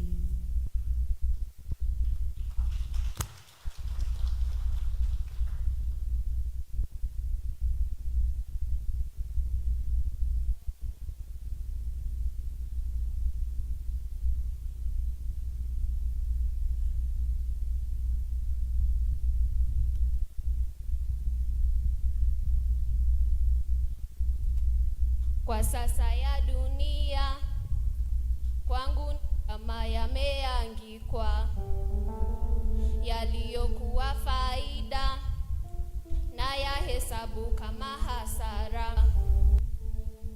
Kwa sasa ya dunia kwangu ni kama yameangikwa, yaliyokuwa faida na yahesabu kama hasara. Kwa sasa ya dunia kwangu ni kama yameangikwa, yaliyokuwa faida na yahesabu kama hasara. Fikiri za dunia ujue kwamba mimi si wako. Fikiri za dunia ujue kwamba mimi si wako. Nimehesabiwa haki kwa damu yake, nimehesezi. Jina langu limeandikwa kwenye kitabu cha uzima. Nimehesabiwa wa haki kwa damu yake mtetezi. Jina langu limeandikwa kwenye kitabu cha uzima. Kwa sasa ya dunia kwangu ni kama yameandikwa, yaliyokuwa faida na yahesabu kama hasara. Kwa sasa ya dunia kwangu ni kama yameandikwa, yaliyokuwa faida na yahesabu kama hasara. Kwa sasa ya dunia kwangu ni kama yameandikwa, yaliyokuwa faida na yahesabu kama hasara. Sikiliza dunia, ujue kwamba mimi si wako. Sikiliza dunia, ujue kwamba mimi si wako. Nimehesabiwa haki kwa damu yake mtetezi. Jina langu limeandikwa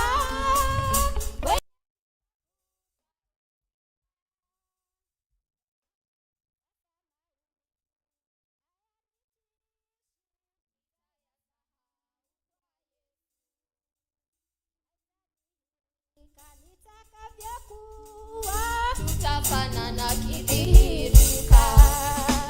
Ewe mbinguni akili ya maneno, kweli dunia mimi si wako. Sasa maumivu hayanitia mishi, dunia mimi si kwa Yesu. Maumivu hayanitia mishi, dunia mimi si kwa Yesu. Ni akili haya maneno, kweli dunia mimi si wako.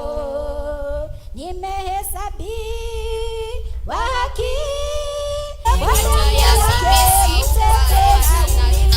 Jina langu limeandikwa kwenye kitabu cha uzima.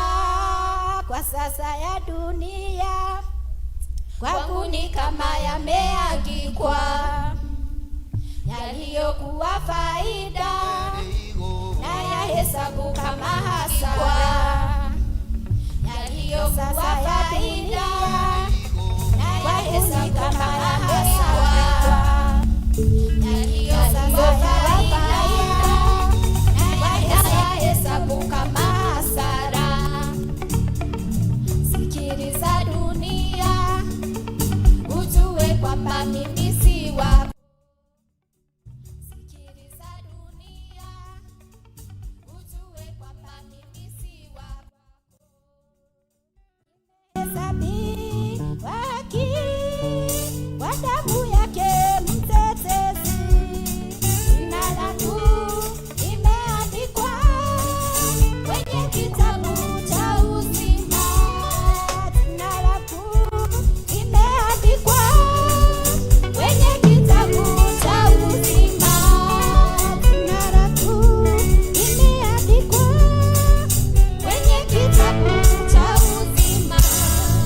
Bwana wabariki. Asante sana, tuwapigie makofi mazuri. Barikiwe Bwana sana wabariki. na Mungu akawainie. Tukaribishe watoto wengine. Kanisa letu tumebarikiwa sana na watoto. Nadhania hizi ni makanisa na familia na wafalme. Bwana asifiwe.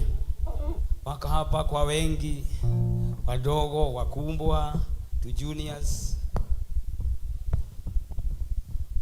Karibu sana Tisha.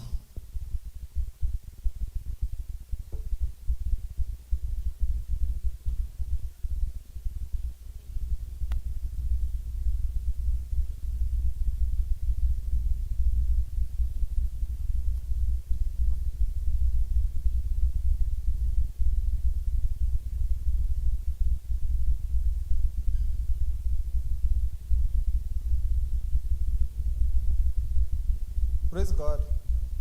Praise God again. Yeah, since Sunday school. na tumebarikiwa kwa mahali hapa na tunamshukuru Mungu. So tuko na memory verse za Kikuyu, tuko na za Kiingereza na zote tutasema kwa zinajua watoto wetu hufuzu hata Kikuyu, si ndio? So tutabarikiwa.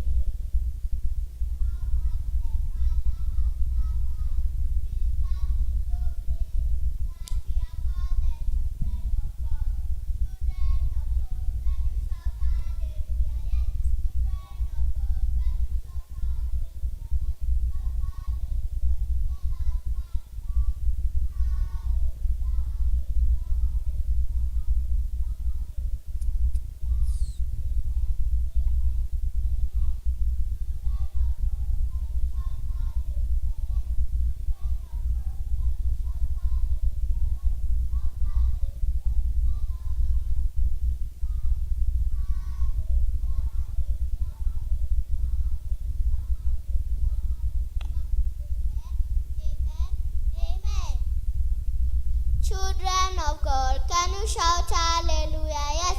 Children of God, can you shout hallelujah? Yes. Shout hallelujah to the Lord 7 times. Hallelujah, hallelujah, hallelujah, hallelujah, hallelujah, hallelujah, hallelujah. Amen, amen, amen. Colossians chapter 3 verse 23. It says,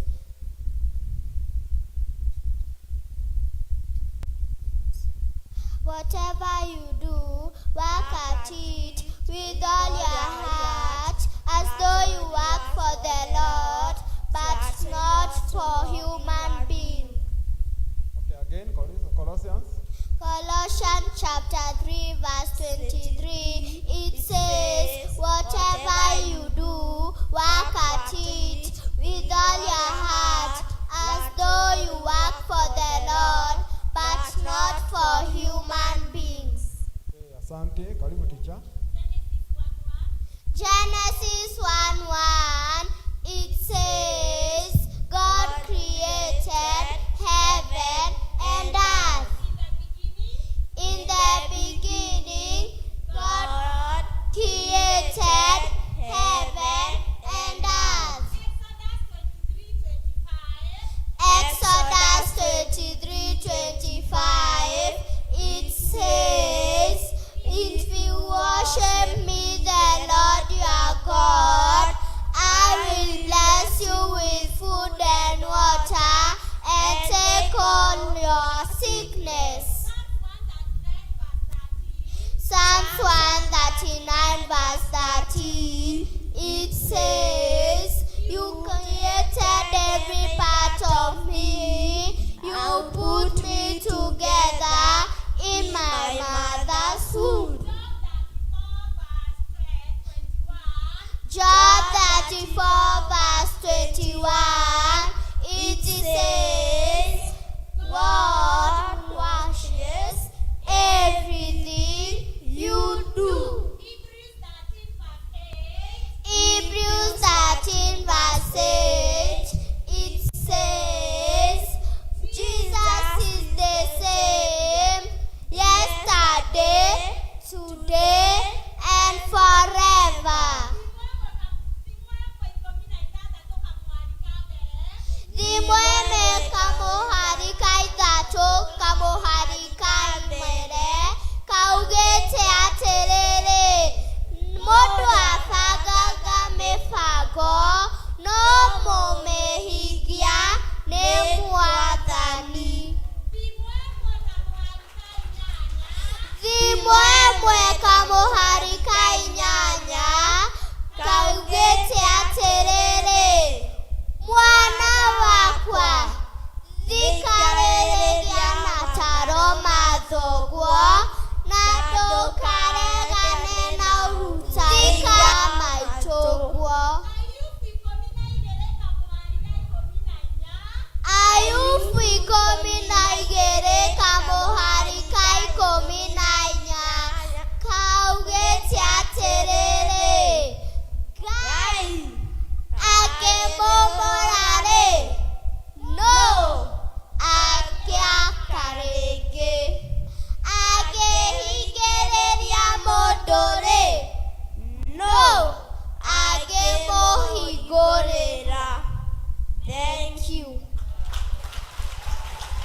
Barikiwani sana.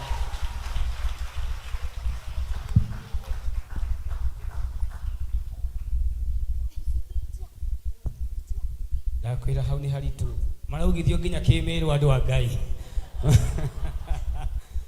mwarimu awararia gikuyu gia kimeru no Ngai akirio munene nike marathimo muno ni Ngai twina timu ingi haha. Yesu akiwa enzini, mambo sawa sawa, mambo sawa sawa, mambo sawa sawa, mambo sawa sawa, mambo sawa sawa. Yesu akiwa enzini, mambo sawa sawa, mambo sawa sawa, mambo sawa sawa. Mambo sawa sawa, mambo sawa sawa.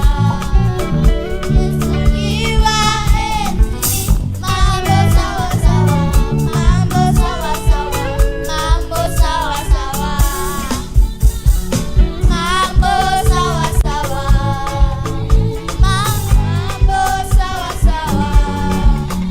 Yesu akiwa enzini, mambo sawa sawa, mambo sawa sawa, mambo sawa sawa.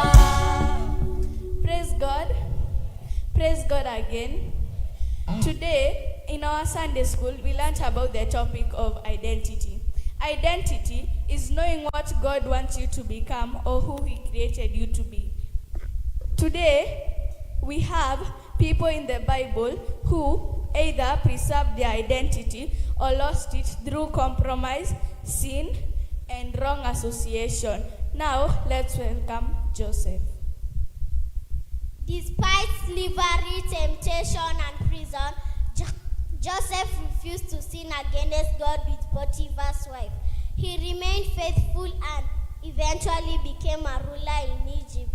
Lesson: don't let difficult circumstances to change your godly character. Thank you. Daniel lived in a Babylon foreign culture. He refused to decline himself with the king's food and remained faithful in prayers. The lesson learned is that we remain true to God whenever surrounded by pressure or compromise. You should never let your identity go because God gave you the identity Himself. Ruth, she left her former life and remained committed to God and His people, saying, He shall be our God. In the book of Ruth 1 verse 16, lesson learned is a godly identity brings blessings and purposes. Judas, though chosen as one of Jesus' disciples, Judas allowed greed to control him and he betrayed Jesus. Love of money can cause someone to lose his or her spiritual identity. Thank you.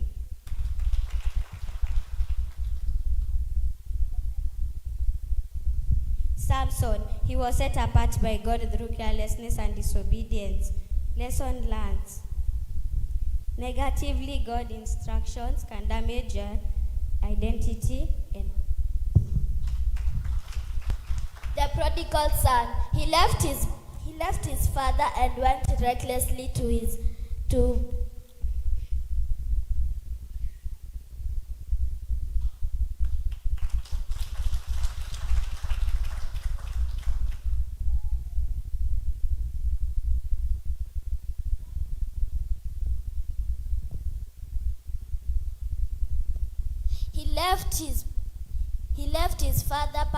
He left his father, then he went recklessly to drink and to sit away with his friends. The lesson learned is that if you lose identity, do not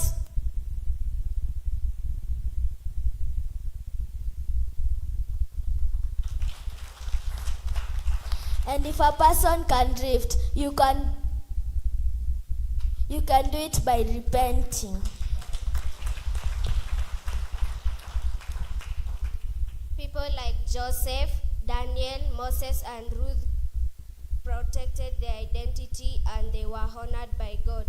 Esau, Samson, Judas, and the prodigal son lost their identity through wrong choices. The challenges of every believer is to know who they are in God and to refuse anything that will make them compromise their identity. Thank you. Thank you. God bless you. Wabarikiwe sana. Wapigie makofi kabisa. Hiyo sio rahisi.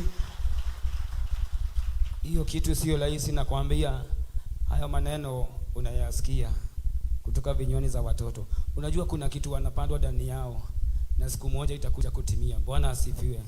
Hao ni wahubiri wa kesho, watumishi wa kesho, viongozi wa kesho, marais wa kesho. Bwana asifiwe. Si ati ni vingumu kuwa tunaweza toa rais wa taifa la Kenya hapa priesthood. Bwana asifiwe. Ama washungaji wakubwa katika taifa hili la Kenya. Mungu na wabariki. Bwana asifiwe. Niko na msichana mwimbaji anajiita upcoming minister. Angetaka akuja hudumie watumishi wa Mungu. Bwana asifiwe. Ambaye ametutembelea siku ya leo anajiita Joki mwimbaji. Tumpigie makofi. Bwana asifiwe kanisa. I'm Florence Joki. Nimete kuri Wangige. Ndaiga umuthi ndimucerere. Ndina rwimbo nyinite rwitagwo kinanda kia mugeto.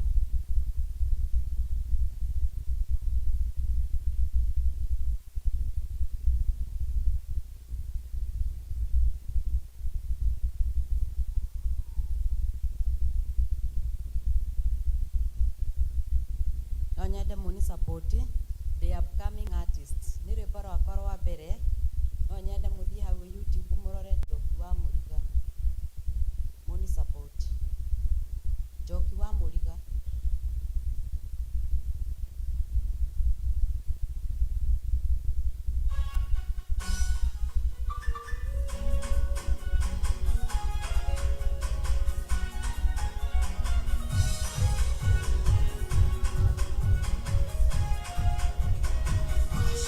Jehova ni wero ararokoro iga nena rĩũrĩro rĩakwa rĩ mathĩna-inĩ ningĩ nĩweke itho rĩakwa kĩrũmu ndĩwekona rũũĩ rũhonokio wakwa ũkĩra njoe kĩnanda kĩa mũgeto kĩrĩa kĩgathimo na kũgathĩrĩrie ingĩnjũkĩra na rwaro rũgĩtema ngathĩrĩrie rĩĩtwa rĩaku mũhonokia nĩwe warĩ na ciana cia Isiraeli ũkĩmaruta baba-inĩ wa Firaũni ũkĩmaninĩra thũ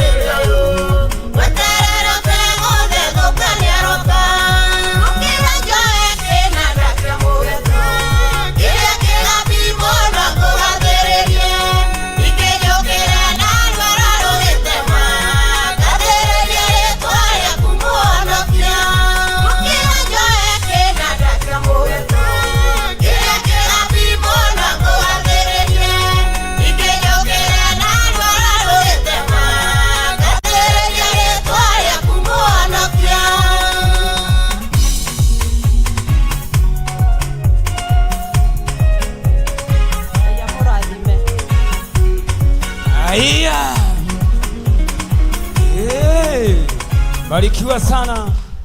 Gukira joe kina ndakia mugeto kina kirathimo na kugathiririe ingejukire na ruoro rugitema gathiririe ritwa riaku rionokia. Abarikiwe sana.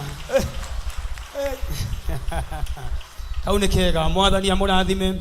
Njĩtagwo Maina wa Gĩkonyo, nĩ niĩ ngũtongoragia mũthenya wa ũmũthĩ na ũndũ wa wega wa Ngai na ũndũ wa tha ciake ona arĩ wega. Nĩenda kũnyita ũgeni timu ĩno ya our minister mũthenya wa ũmũthĩ. Karibuni sana our minister, tuwapigie makofi na nawaomba tusimame wanapoingia katika madhabahu ya siku ya leo wakituhudumia siku ya leo. Mbarikiwe sana, mbarikiwe. Karibuni sana. Hallelujah.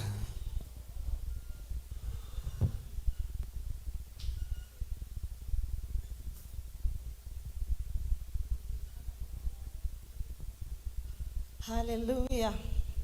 Bwana asifiwe. Tuko pamoja. Wako tu hamwe taje kwa uwoko. Praise God. Hallelujah. Najua kuna baridi kiasi, but si tunaweza changamka kidogo. Amen. Praise God. Jetawa mire wa boy wa Kamau na de muhonoku Jesu ni mwathani. Tugitongoria thaisi ekejuge hakwa ndiratongoria de muhonoku. In the book of Genesis chapter 29 from verse 31 to 35. Praise God.